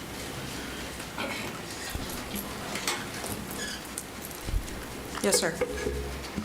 Tell me why the staff is not supporting this. That's the section that we have for the request for reduction? Correct. Because he purchased it with the lien in place. That's why I asked the question, okay. And Mr. Pike's not here, and I don't see anybody from his department. I know because of the weather concern, they're trying to get a lot of things done today. Do we have any understanding, I hear these permits are open, they're closed, or they're ongoing. Has there been any substantial benefit to the property since this individual has taken over as far as cleaning everything up and getting it moved forward? He has got several inspections completed. Okay. So he is working towards the compliance. Okay. The chief building inspector has been working with him and has found some issues. Sure. And so they've had to open up some things Okay. and redo. I just wanted to make sure I fully understood why the staff was not supporting it. And I don't necessarily disagree with you, by the way. So I just wanted to make sure that I understood what your position was from a staff level. So thank you very much. Any other questions for staff? Commissioner Lockhart? So I have a question for, actually, Rebecca Hammock. When, and I understand that staff member is no longer here, but when people come in and they request, and they inquire about this process, do we have something in writing that we can hand them that talks about our process so that in the future we don't have it just being a word of mouth interaction? Is that? We do. We have an application, and we can also print out the code section that says what the Board of County Commissioner considers in a lien reduction or waiver request. So those things can be provided. I can't speak to what Pat may have conveyed. She may have said that it's ultimately up to the Board of County Commissioners because the lien runs in favor of the Board of County Commissioners. However, she may have indicated, and I'm speculating here, that the board may take things into consideration, such as the fact that he has brought the property into compliance. He wasn't the original owner who had the violation, and he has spent his own money to bring it into compliance and put it back on the tax rolls and bring it into a, productive property. Right. And I understand that there's, going in with full knowledge and then the assumption that something may happen, and I get that. But so the $4,000 is the applicant's requested reduction. That is not a staff. Right. So did we come back and say, no, but we would support this? Or are you just saying, no, not at all? He's at 4,000, we're at 84,000, and there's no middle ground. Is that what I'm understanding? So staff is recommending denial just based on the criteria within the code. He's offering a settlement amount of $4,000, which is more than the administrative costs. So if the board is inclined to, entertain that settlement offer, staff, that's acceptable to staff as well. And from a legal perspective, if the board wanted to choose something less than 84 and higher than 4, could the board do that? I mean, I'm not saying that there's an interest in that here. I'm just asking if that is something that would be allowable. Yes, because the lien runs in favor of the board, it's up to the board what to do with the lien. Okay. All right. Thank you very much. Thank you. Commissioner Delary, then Commissioner Herr. Thank you, Mr. Chairman. Rebecca, can you stay there for a moment? Can you tell us why the applicant didn't qualify and the staff recommended denial? Yes, so technically, the request does not comply with the criteria within the code. What is that criteria? Which is that he was aware of the lien prior to purchase, and the code states that that should be negotiated with the purchase price. So that's the only reason why? Correct. Okay, thank you. Commissioner Herr? Yeah, I'll weigh in as the district commissioner. This property has been a problem for a very long time in the neighborhood. It has impaired the sale value for neighbors that have liquidated between the time that it started and now. Our staff has been out there multiple times prior to you acquiring it. I fully appreciate that. The danger to this situation from my perspective is that this was an investment made by 2 investors since the property became impaired. And when you make a business decision to invest in a property, you go into it with eyes wide open. There was a lien placed on it for very good reason, and that lien carries with the property. To make an assumption based on a clerical level individual's comment that you can get this waived is a bad business decision, and I don't think that the taxpayers in this community are responsible for bad business decisions. So I will uphold and make a motion that we do deny the request for reduction of the code enforcement. We have a motion. Do we have a second? I'll make a second. All in favor? Aye. Aye. Opposed, like sign? Seeing none? Passes unanimous. Thank you all very much. Appreciate it. Next item up is the Wekiva Island Paint Out and Spring Fling Special Event Permit. We have Mary Robinson from Planning and Development. Oh, no, we don't. We have Rebecca Hammock from I'm Planning. playing Mary today. So for the record, Rebecca Hammock, Development Services Director. Item 19 on your agenda is a request for a special event permit for the Wekiva Island Paint Out and Spring Fling 2024, located at 1014 Miami Springs Drive. The Wekiva Island Paint Out and Spring Fling special event will include a variety of artist-related events. Performances at the event will include live bands and various artists painting outside with their artwork exhibited in the art gallery and offered for sale. Amplified sound is planned for the art auction on March 1st and will be held under the solar array. On March 4th, a quick draw will be held in the afternoon, and beginning at 6 p.m., there will be a gala for the artists, along with a live band performing on the back deck of the classroom building. The applicant recently had discussions with the Sweetwater Springs Homeowners Association regarding the days and operating hours for the special event. As a result, the applicant has amended their application to reduce the event by 5 days. The dates eliminated are March 3rd through March 7th. The application for the special event is now 17 days instead of 22 days. The scheduled dates for the events are Sunday, February 25th through Thursday, March 21st, except for March 3rd through 9th, and March 15th and March 16th. The operating hours for the special event are Sunday through Thursdays, 8 a.m. to 9 p.m., and Fridays and Saturdays, 8 a.m. to 11 p.m., which is consistent with their existing development order. The number of guests is 395 for the event, which is also consistent with the maximum occupancy in their development order for Wekiva Island. With that, staff requests that the Board of County Commissioners approve the Wekiva Island Paint-Out and Spring Fling on Sunday, February 25th, 2024, through Thursday, March 21st, 2024, with the exception of the following days, March 3rd through 9th, and March 15th and 16th, which will have normal business operations. That concludes my presentation. I'd be happy to take any questions. Thank you, Ms. Hammock. Any questions for staff? Seeing none, the applicant, Ms. Weinog, I see you're here. Do you wish to make any statements?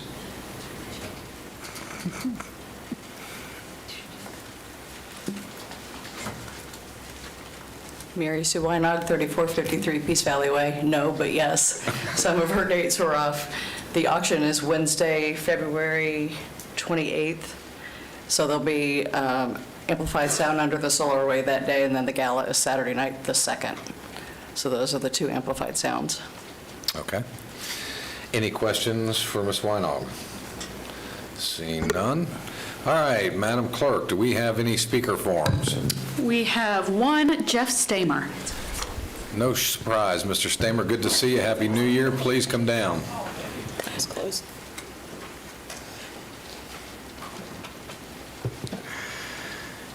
Good to see you, sir. Good morning, everybody. Jeff Stamer, 3669 Watercrest Drive, Longwood, Florida. Sweetwater Springs Community, HOA President, and yes, we all have it memorized. Yes, we do. Yes, we do. Well, the good news is that I am not here in opposition. I am here in support. As you guys heard last year, we've come to an agreement. If they don't ask for anything incremental, we're not going to oppose it. And they did adjust it. It is not incremental at all to the same event that you authorized last year for the same event. So we're here to ask for your support of the event. And to make this really different from in the past, I'm going to publicly compliment Wekiva Island, which I don't think any member of my community has ever done in public before. But during the last event, they had a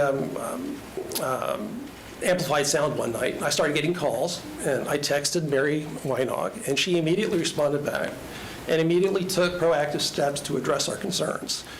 Now, that's not something that probably would have happened 3 years ago, and I wanted to publicly acknowledge it and tell Mary we appreciate her efforts to work together as good neighbors.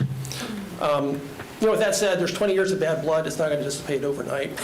I've got residents that hate the idea of us having any agreement. They don't think they should be inconvenienced by any type of special event. As you heard, even when they stuck the rules in this last one, some of my residents were still bent out of shape.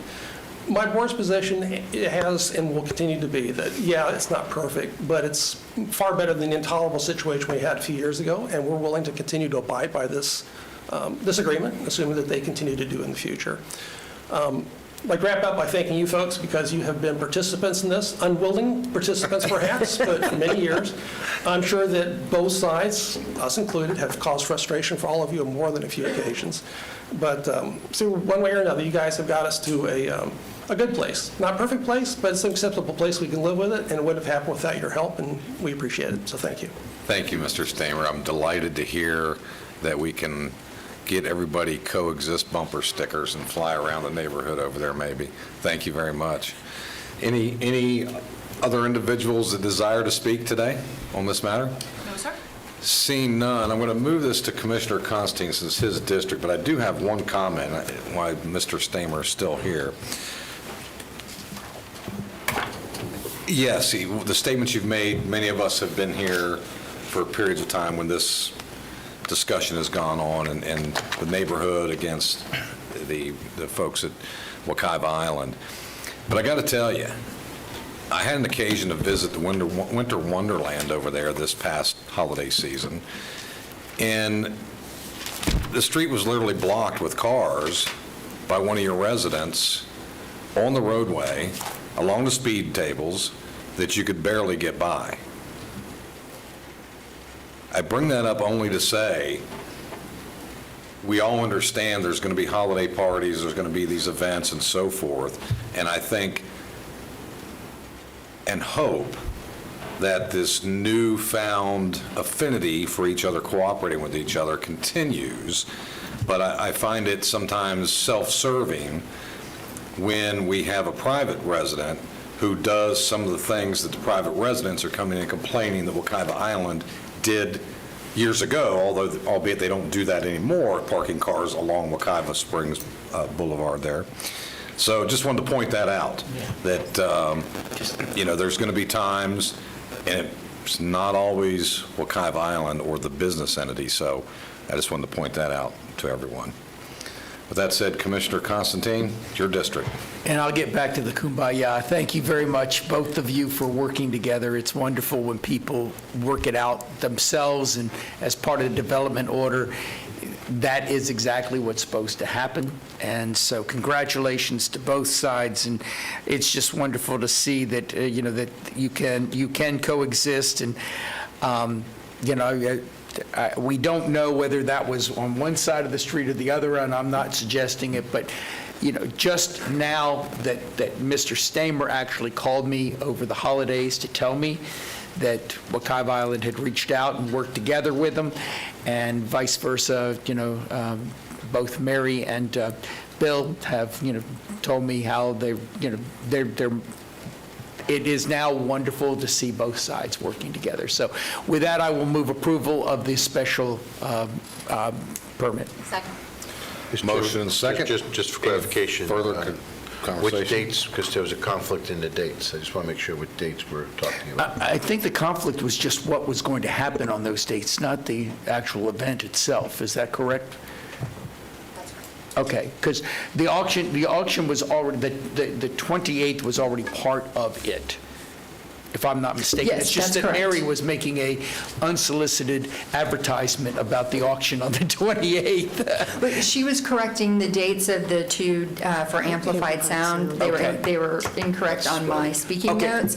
So she was correct. We have the art auction under the solar array is February 28th. And then Quick Draw is Saturday, March 2nd, and then the gala with the live band is on March 2nd. And that's the reason why, Mr. Chairman, I was bringing it to our attention, because there was a conflict in the dates of what was pertaining. Thank you, Commissioner Delory. I apologize for that. So with this, then, there is no amplified sound on this Sunday, the 25th, when it starts then? Okay, so with that, and with the new updated dates that have been put into the record, I will move approval of the special permit. Second. Motion is second. Any further discussion? Seeing none, all those in favor? Aye. Aye. Opposed, like sign? Seeing none, motion carries unanimously. Thank you all very much, and again, I'm so happy you all are getting along. It's fantastic. Great stuff. Jeff, good to see you. Thanks for being here. Appreciate it very much. Mr. Chairman, could we take like a 10-minute break? Sure, absolutely. Let's take a 10-minute break. Let's be back here at, Good idea. yeah, whatever, quarter after. It's a little more than 10, but sometimes we linger. True.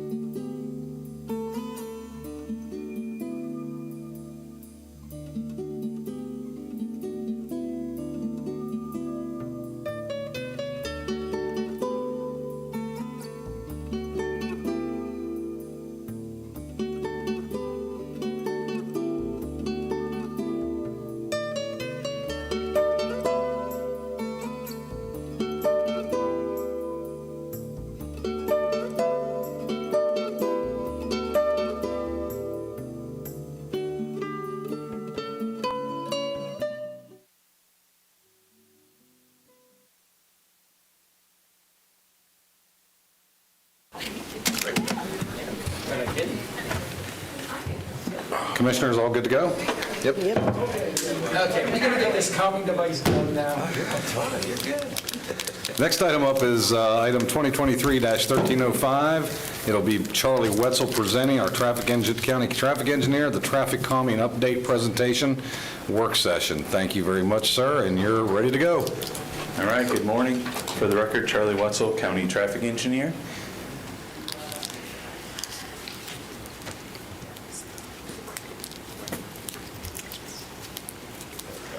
All right, the purpose this morning is to present a revised traffic calming review and approval process and present our revised criteria and recommendations for admin code changes. First, we'll go over a brief background, and then I'm going to turn it over to Fire Chief Matt Kinley to discuss the impact of traffic calming to the fire department. We're going to present the revised evaluation process and revisions to our criteria and our requested actions for today.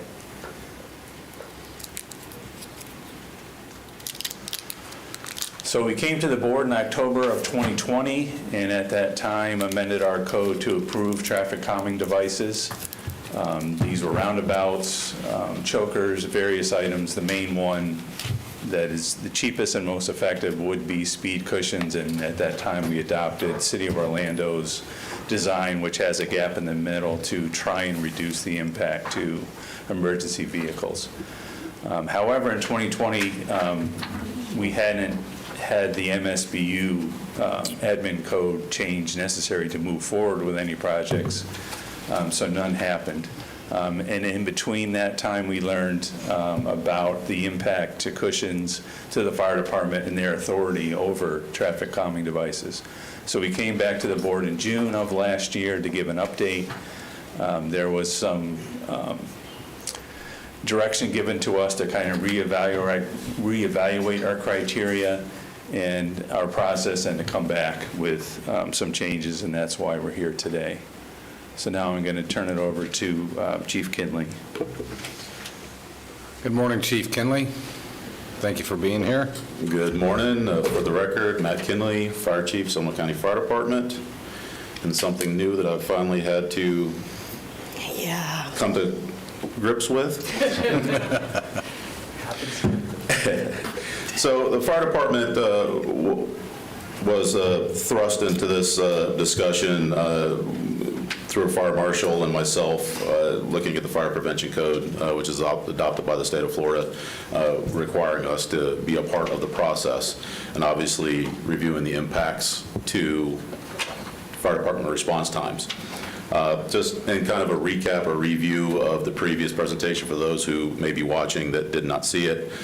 When we're looking at these, with the cushions specifically, they can be a 3.5 to 10% or 10-second delay for each one added to our response times. With the current design that traffic engineering is proposing, we're looking at it's taking the 3.5 seconds. With the cutouts, it really reduces how much we have to slow down. Just in review of the types of impacts, when you're looking at strokes and cardiac arrest, brain injury occurs in 2 minutes. Brain death begins to occur in 4 minutes. Reduced survivability within cardiac arrest for every minute is 7 to 10% increase into you're not going to survive. Fires, when looking at those, they double with the fuels that are within homes now. It's not just wood and paper, everything is plastic. Fire doubles every 30 seconds.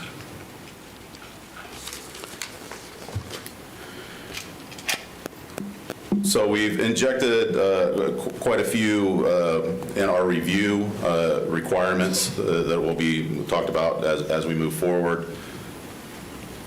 Devices should be placed in a primary response route for the fire department.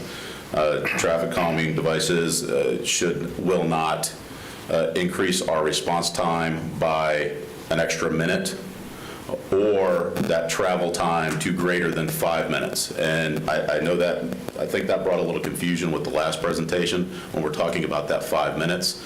There's many spots within the county that are already at that 5 minutes. So that would be an automatic disqualifier to add then extra time to that.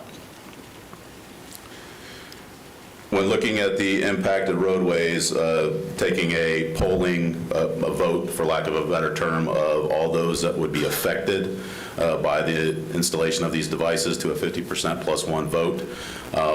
Just scenarios, you're talking about a feeder road that's coming in that may have a half a dozen houses on it, but now there's multiple subdivisions in the back with another 600 homes. There's going to be an impact to those homes, and we would like for them to have a voice in that decision-making. And I will turn it back over to Charlie.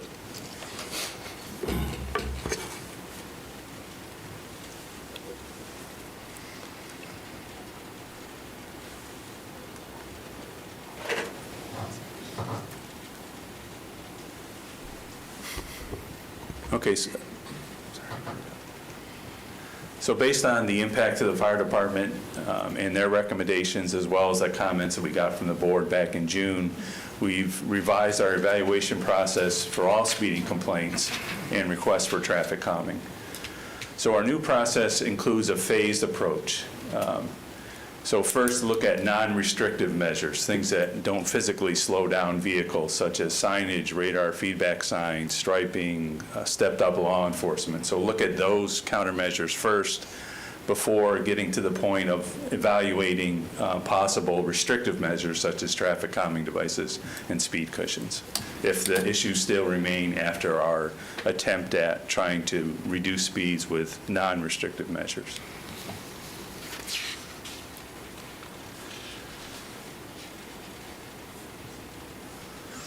So when we receive a speeding complaint, we'll field verify that the roadway has the adequate speed limit signs on it for law enforcement to properly enforce the speed limit. Then we will schedule a speed and volume study, and the results of this study will be shared with the residents and the sheriff's office. If the speed study indicates there's an issue with speeds, and this is the 85th percentile speed, at least 5 miles an hour over the posted, we'll first consider non-restrictive measures. These are education, neighborhood meetings, stepped-up law enforcement, signing, striping, feedback signs. In the future, connected vehicle and ITS, other technologies that can be used to give the message of to slow down and reduce speeds. So these are the non-restrictive measures we will try first.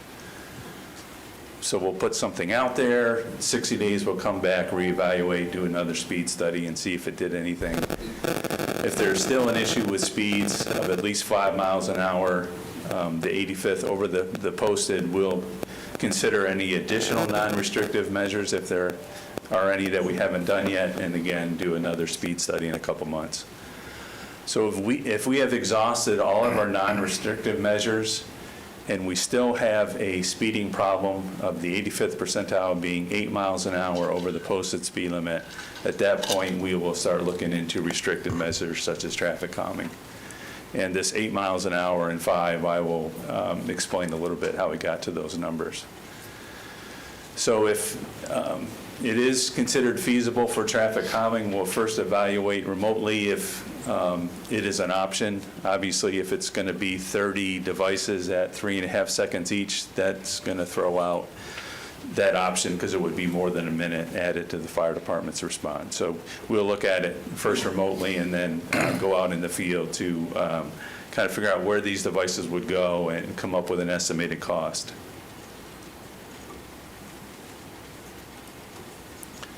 We'll then forward our recommendations for the fire department for their review, and they'll do an analysis.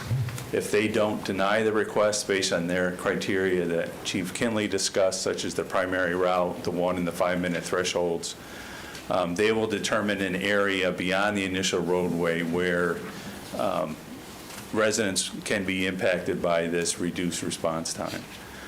Letters will be developed with the findings from the fire department and sent to these households, and that's where we look for a vote. A ballot will be sent to them, and we'll be looking for a simple majority, the 50% plus 1 of all returned ballots. And we would look for this before we proceed with the project, and these results will be shared with the residents and the board. If approved and the applicant still wishes to move forward with the project, we'll determine the funding source. And just as a note, this would apply to any existing streets, new streets. We're not asking that developers put in traffic calming as part of their development. They would have to go through the same process. You'd have to have a documented problem and then try and fix it. So funding process, first we would try and see if grant funding was available.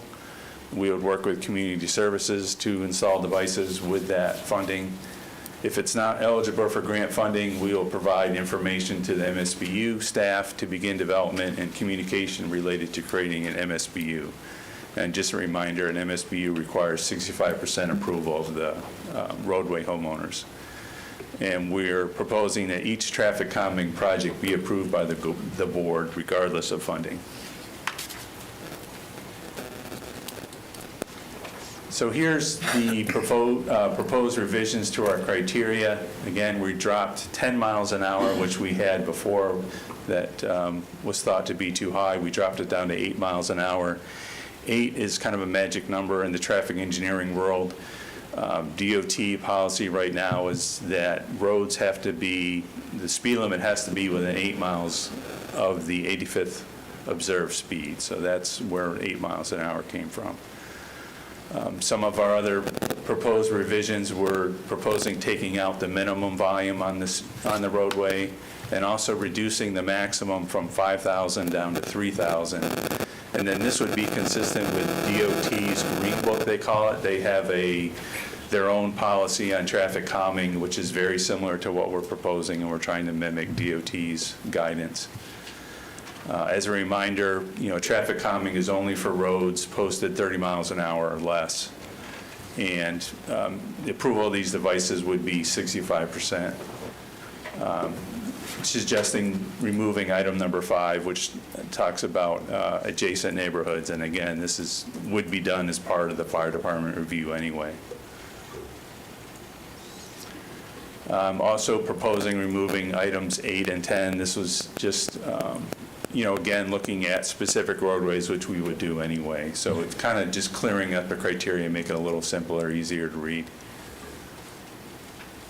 We also have this flexibility statement in our admin code, which allows the county traffic engineer and the county engineer some flexibility in this criteria if, in our opinion, it's justified for the safety of the motorists or the residents and doesn't impede the fire department. So our current request, we had 3 roadways that met the initial criteria before the fire department involvement. This is East Red Bug Lake Road, Seminole Ave, and Willingham Road. So now we would we would look through this process to see if there's anything additional we would do. If the residents or the neighborhood is willing to look at any other non-restrictive measures, but we understand it's been a long time in this process, but we would at least need to go through the fire department involvement and do any polling of adjacent neighborhoods if necessary. Community Services and MSBU is working with the Lockhart applicants. This is the 18th and 20th Street areas in Sanford to utilize grant fundings.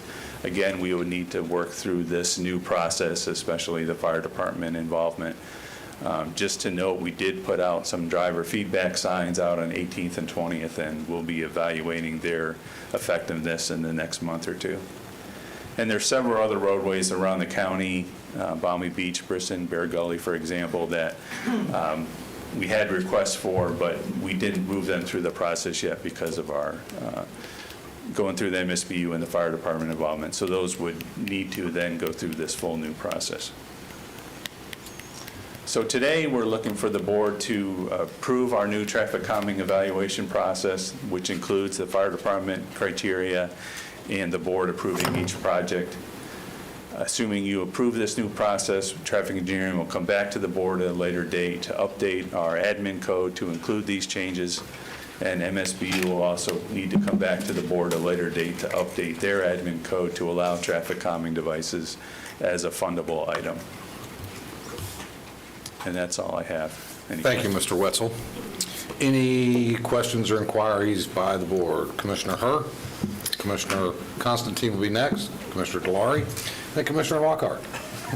So earlier in the presentation, there's a reference to notifying the impacted area. Who defines the impacted area? And I heard Chief Kinley mention this, and how is it defined? So with our GIS analyst, we're linked into the property appraiser and everything that the county has access to. And we basically put what we call a bounded box around the roadway that would feed into these different areas. We're able to look through our CAD system of what the first due unit is that's responding, and that's really what we're looking at as the first due unit. It could end up being second or third due, but that becomes a much harder analysis. So we will put this bounded box in, and then we're able to pull the owner addresses from that to provide the traffic engineering to be able to mail out those ballots.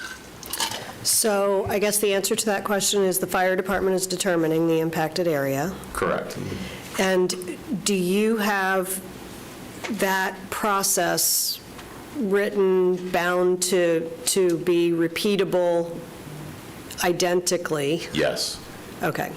Now, I will also say technology gets better. Our ability to analyze gets better just in the last 30 days. We keep getting better and better and better at it. So we're going to use what is our best, most efficient way of doing it at the time. Okay, and then while you're there, because I think this is probably for you as well, I think that we tend to lump traffic calming devices into one big category. And I think the one that you have the most objection to in terms of protecting the safety of the public is speed bumps of any nature. There's really two. The cushions, speed bumps, all the different vernacular that's used for those, and traffic circles. The roundabouts. The roundabouts are terrible. So, yes, we had that discussion. I left it out when I said it. But, so I think we want to make sure that we get on the record the notion that all of the other opportunities still exist before it goes to this limitation, and that our team is ready, willing, and able to look at all of those and implement all of those first. And I know you said it, but we do have folks that are out there that have fought with this issue of speeding in their neighborhoods for a very long time. They're already frustrated. And the fact that we're now doing this is going to create more frustration. So I think there are other ways. I think striping does slow down cars until they get used to it. And we need to be exploiting every one of those opportunities to maintain the safety prior to a fire. So I just wanted to point that out. And with that, I have nothing further. Okay, Commissioner Constantine. Thank you very much. So, Chief, I'll ask you this question, but it may be directed to traffic engineer. But the question is that who institutes this? I mean, is this come from staff? Does this come from citizens? Can it come from anybody? The process to start this, because as we've said, there are citizens that contact myself in my district. I'm sure there's been others that said, we've got speeding, what about calming devices? What about speed bumps? That type of thing. So how does this begin? Who does it? It typically comes a complaint from a resident, will ask us, and then we'll look into it, do it like we kind of step through, make sure there's adequate signing to enforce the speed limit, and then we'll do a speed study and see really what's going on out there. A lot of times, the perception of speeding, people think there is speeding, but there isn't, so it's good to get some good data of what people are actually doing out there, and then from there, we would kind of step through different phases to try and control the speeding. Or that if there is speeding, it's usually coming from the neighborhood itself, and therefore they get the tickets and then they get upset. But the second question, can we do it, but there is nothing to say that internally we can't start the process ourselves? Correct, yeah, we can be proactive. We just subscribe to a probe data service where we have a map of the county and we can see probe data, travel time, speeding values across the county, and we can filter this down to see where the greatest amount of speeding is. It almost gives us a red, yellow, green map of where speeding is mostly, and so we can be proactive and try and address speeding issues. And I just wanted to make this comment. Part of I think, the Earlier today, we talked about the Wakaiva Island and you know, the Kumbaya working together. Part of, I believe, of the fact that they are working together now is because the speeding has been reduced, partly because of the calming device. So, you know, there are positives to this that we, you know, need to understand, and we instituted that ourselves. That was not something that came from the community. We threw it into the development order, and the Wakaiva Island paid for it, and it has worked. So I just wanted to make sure that we aren't limiting ourselves in this process.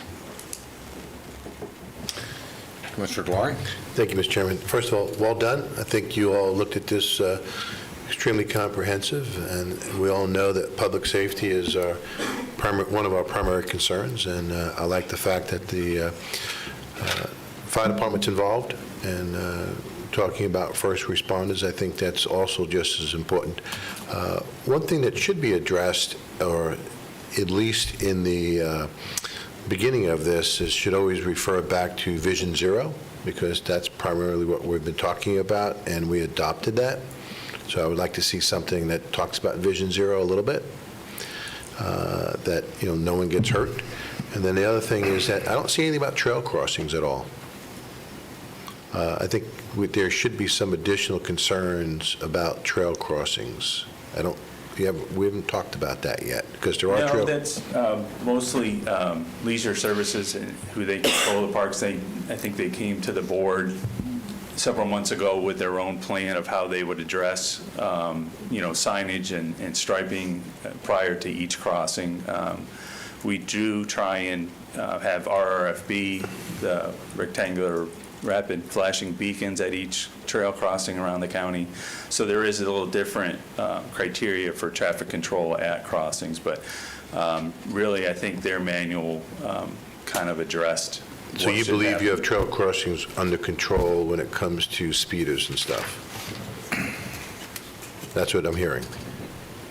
I think the traffic control that we have at the crossings is adequate right now. As far as speeding at them, I don't know proactively where the speeding occurs, but, you know, like I said, now with that new software, we can see that. But, you know, if people use these devices and people obey the law and yield to the pedestrians and bicyclists crossing the trail, there shouldn't be a speeding issue. Well, then I'll ask you to come walk with me on some Saturday. Shouldn't. Commissioner, we can actually, when we do the evaluation of whatever area that we're looking at, we'll definitely look at that as well. Because I think we should be addressing the trail crossings. Yes, we'll include that evaluation. And it's not just the adults, there's minors walking on the trail, and that's what I'm concerned about. I got it. Yeah, we'll add that in there. You know, because I've seen stop signs on some locations. I've actually seen a location two locations, we actually have an actual traffic light. You know, there's something there. Right. I'm talking about a major road. Right. And then the last thing is, if we go down to only roads that are 30 miles or less, we're going to be cutting out a lot of roads that we're going to be allowed to do this. And why not 35? I'm asking the question. It's guidance from DOT, other agencies around the country. 30 is kind of the adopted speed. Has to do with the functionality of the road, the volume, things like that. So this is mostly to combat speeding in residential areas. But there are some in the residential areas that you can see that have 35-mile-an-hour speed limits. If we have all these stop gaps from the fire department in place and yourself, I don't see why we can't evaluate them on a 35-mile-an-hour road. Some of these devices, too, aren't designed to go, you know, going over a speed cushion at 35 miles And I an understand hour that. higher is not appropriate. So there's different considerations there as well. And that would rule it out then at that point, but maybe something else, a roundabout or a choker or some other device could work at 35, but typically. And again, you're all the engineers, that's why I'd be looking at you, but I don't want to just alleviate all the roads that are 35 miles an hour. They still have to follow the same criteria, but once you go to 30, it's going to alleviate a lot of the roads that people do complain about. Chairman, I realize we had an order, but I want to pick up where Commissioner Delory left off. Please do. Because you're looking at me, and I Please do, know why. because we actually didn't go in order. I was going to. Right, but you named it, yeah. I think this will put us in the position where we have more requests to lower the speed limit to 30. So, That's correct, and that's exactly we what I'm have on. that battle routinely, and if I don't say it out loud, Lake Markham Road is the one that's been struggling with this since the beginning. It is a residential neighborhood, it is a collector road, it And has a that's- trail on it. And Commissioner, It that's has no why I'm divider. bringing this up. I get it. So, Because everybody's going to be coming to us now, reduce my speed limit from 35 to 30. so it is a concern, and that road is a candidate probably for other calming devices. I am not opposed to it the way it is, because it does say that the traffic engineer has the opportunity to make a decision at the end of the day, but we need to be really comfortable that we're going to be making those decisions, and we're not going to come back to this and say, but we don't look at anything over 30. So I think it's a point that's really well taken. And that's why I'm suggesting, at least if it's 35, you have all these other checks and balances that it may not qualify, but it prohibits, not prohibits, but there's going to be a lot of people asking us to go from 35 to 30. Commissioner Lockhart. That's Mike. So are you going to be bringing back an ordinance or a code language for us to Yes. adopt? Yes. Yes. Okay, so some of the refining could take Yes, place there? that's what I was getting ready to comment on. Okay, and you have not been asked until today to review trail crossings as a part of this, have you? No. Okay, so I just want to make sure that, I don't want anyone to think like you were asked and then, you just overlooked that, because that's new. And in my mind, and I understand that's an issue, but in my mind, I would not want to couple that with this, because I think this is just related to residential roads. I didn't even see it as being something that would be applicable to collector roads, but I understand the issue you have with that particular road. But this is, to me, was intended for residential, non-collector neighborhood roads. I think you've got a whole nother mess of issues with those roads that are 35 miles an hour or more, because you've got a lot of heavy traffic. It's a conduit. It is a collector road, right?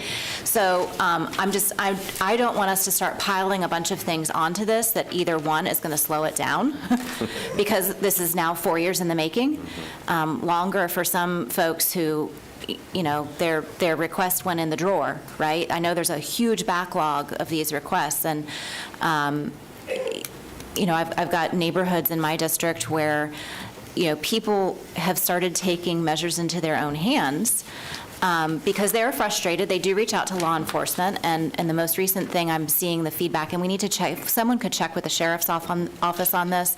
I'm being told that they only have one traffic enforcement, traffic calming unit that's being deployed right now when calls are sent in, and I don't know if that's true or not. I'm seeing head nods, but if I've we could heard the just same. confirm that. One wagon with the thing on it. Well, or someone on a motorcycle unit actually out there with the gun, not like bang bang gun, but radar gun. You're right. To actually have people feel like, oh, wow, they really are going to write me a ticket. And I don't know enough about that process, so anyone from the sheriff's office who's watching me talk about this, I'm not disparaging, I'm not casting aspersions. I really genuinely want to understand what the actual opportunities are out there. How deep is their well for the enforcement piece of this? Because if that's going to be one of the first layers that we would say, before we go to looking at speed tables, we have to have enforcement and all of those things go first.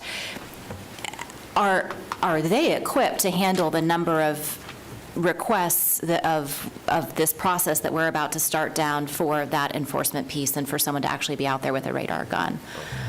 That's one of my questions. The other thing, I don't know how we do this, and I feel like everything goes back to communication and social media, and we keep putting a lot on that team. But if there's something that we can share with our neighborhoods that seem to have these chronic issues of speeding, and where people even know, I know it's the kid in the red Mustang, and I know where his parents live, and when he comes to visit, and like pitchforks and people are, right? So they start to get really upset, and they want to it's shaming in social media in some way, shape, or form. And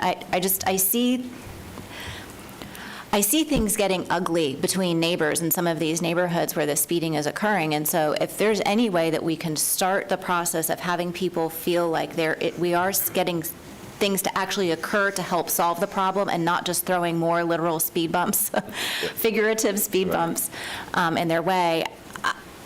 I don't know what that looks like. I'm identifying a problem without a solution, which I hate doing. But this piece of education is so important, and I know you've already said that, but they've got to go hand in hand. Because when the counters, or whatever those are, when those go out, like the neighbor typically, and I know this probably isn't something that you think should be in your wheelhouse, but when one neighbor or two neighbors have complained about speeding, and then all of a sudden the boxes show up one day, and then they're gone, and then there's a lot of question about, well, that happened when school was out, so you didn't get an accurate count, or, well, that happened, the kid who drives the red Mustang was away at college. When he's home, that's when the problem is. Right? These neighbors are paying super close attention, and they know where these issues are, so if we can coordinate better with them on the front end, that might help us from having to go back and do things multiple times. Anyway, that's my only feedback. But great, awesome. Let's get it going. Let's do it. Commissioner DeLaurie, you have... No, I'm going to refrain, but thank you. Okay. I, however, am not. I've been very vocal about this in the 2020 work session, and I think Commissioner Lockhart and I were involved in 2018. We had this discussion because it has been going on, quite frankly, that long. So this is probably a question for the county attorney as well as the fire marshal or the fire chief. I don't see the fire marshal here. So what you all refer to as the Florida Fire Code 633, that's actually Florida Statute 633, is it not? So the statute refers to NFPA regulations or guidelines, correct? It does like it's like DOT in Florida. They just take the federal guidelines, they incorporate it, give it a Florida statute number. It's basically the same thing. So and the process is, yes, Florida adopts the NFPA code through that statute, and then the county adopts the state statute and our own code. Okay. So I just want to make sure that everybody is aware and clear, and I'll get into this a little deeper. NFPA 1141A as in Apple 5.2.18, as it talks to speed calming devices, basically says should coordinate with first responders. It doesn't say you have to, doesn't say you must, it says you should. And I'm not advocating that's a bad thing. I just want to make sure everybody's clear what the code says, that it's not the fire department that ultimately has the final say. Right. It's this board. That's right. So I'll make sure that's clear and on the record. Secondly, you all know I love my firefighters. I love all you guys and gals. But I'm going to play the devil's advocate for just a minute. And I've done some substantial research on this matter because I happen to drive not only high-lifted big trucks, but I drive very short-to-the-ground sports cars. There has been a great deal of study done on speed humps, speed tables, the spacing, the design, by high-paid consultants all across this country. And when I go out and look at the sum of those, including traffic circles, the delay time and response for first responders is anywhere from 0 to 9 seconds. Now, we have to agree that what we're trying to control here is human behavior. By putting something that causes human behavior to change. Sometimes those are successful. We know that writing speeding tickets, that's an incentive to change human behavior, but there's people that get so many that they lose their license. So at the end of the day, what we should be looking at, and what I'd like to see our engineers look at, there are actually speed tables that are spaced, as you've already introduced, but also openings in wheelbase width for trucks, such as we would utilize, to allow that to pass straight through. Mm-hmm. Now, do we think speeders are going to try to use it too, but it's only going to catch one of their wheels? But at the end of the day, our response time, and I'll give you an example, like in my district, I mean, you know, Chief, there's roads in my district that have holes Nature-made that are devices. deeper and taller than any speed bump. And so that's going to delay response. So under that argument, then I would advocate, well, you need to fix all the roads to make sure we don't have any delayed response, because we don't want delayed response. But getting to the traffic circles, quite frankly, if people knew how to go through a traffic circle, it'd be much quicker. But then I sit out and I watch from a time that a firefighting apparatus is dispatched and gets on the road and gets to where they're going. We all have to agree there's a lot of things that happen that cause delays, including, unfortunately, a firefighter dropped something and had to pick it up on his way walking to the truck, or whatever the case might be. So I want to make sure that we don't use this delay criteria as the prominent reason to delay or not move forward on behalf of the citizens to put that in place. So those are my concerns. I understand what everybody's saying, but I want everybody to be treated equally. But if we're going to start saying it's going to be majority of weighted on first responders' response time, then as a District 2 Commissioner, I'm going to say, I need all my roads fixed so our first responders can get there in a timely fashion without having to go through big ruts and holes and bumps and all that kind of stuff. So it's a double-edged sword, I understand. We can work on this with staff. I think we've given direction. Are we all good with direction we've given, that they'll circle back with each of us in our offices to finally massage something permanent? Is that acceptable to y'all? And just so that you do understand, the cushion that we have come up with has those cutouts. Right. And that's why the lower number on the delay. Yeah. Okay, great. Mr. Lockhart, real quick. Well, I want to expand a little bit on your point about the fire department's role in this, because it is prominent. Sure, exactly. As pointed out. No, that's right. And so I think the county manager will need to make sure that there's some really strong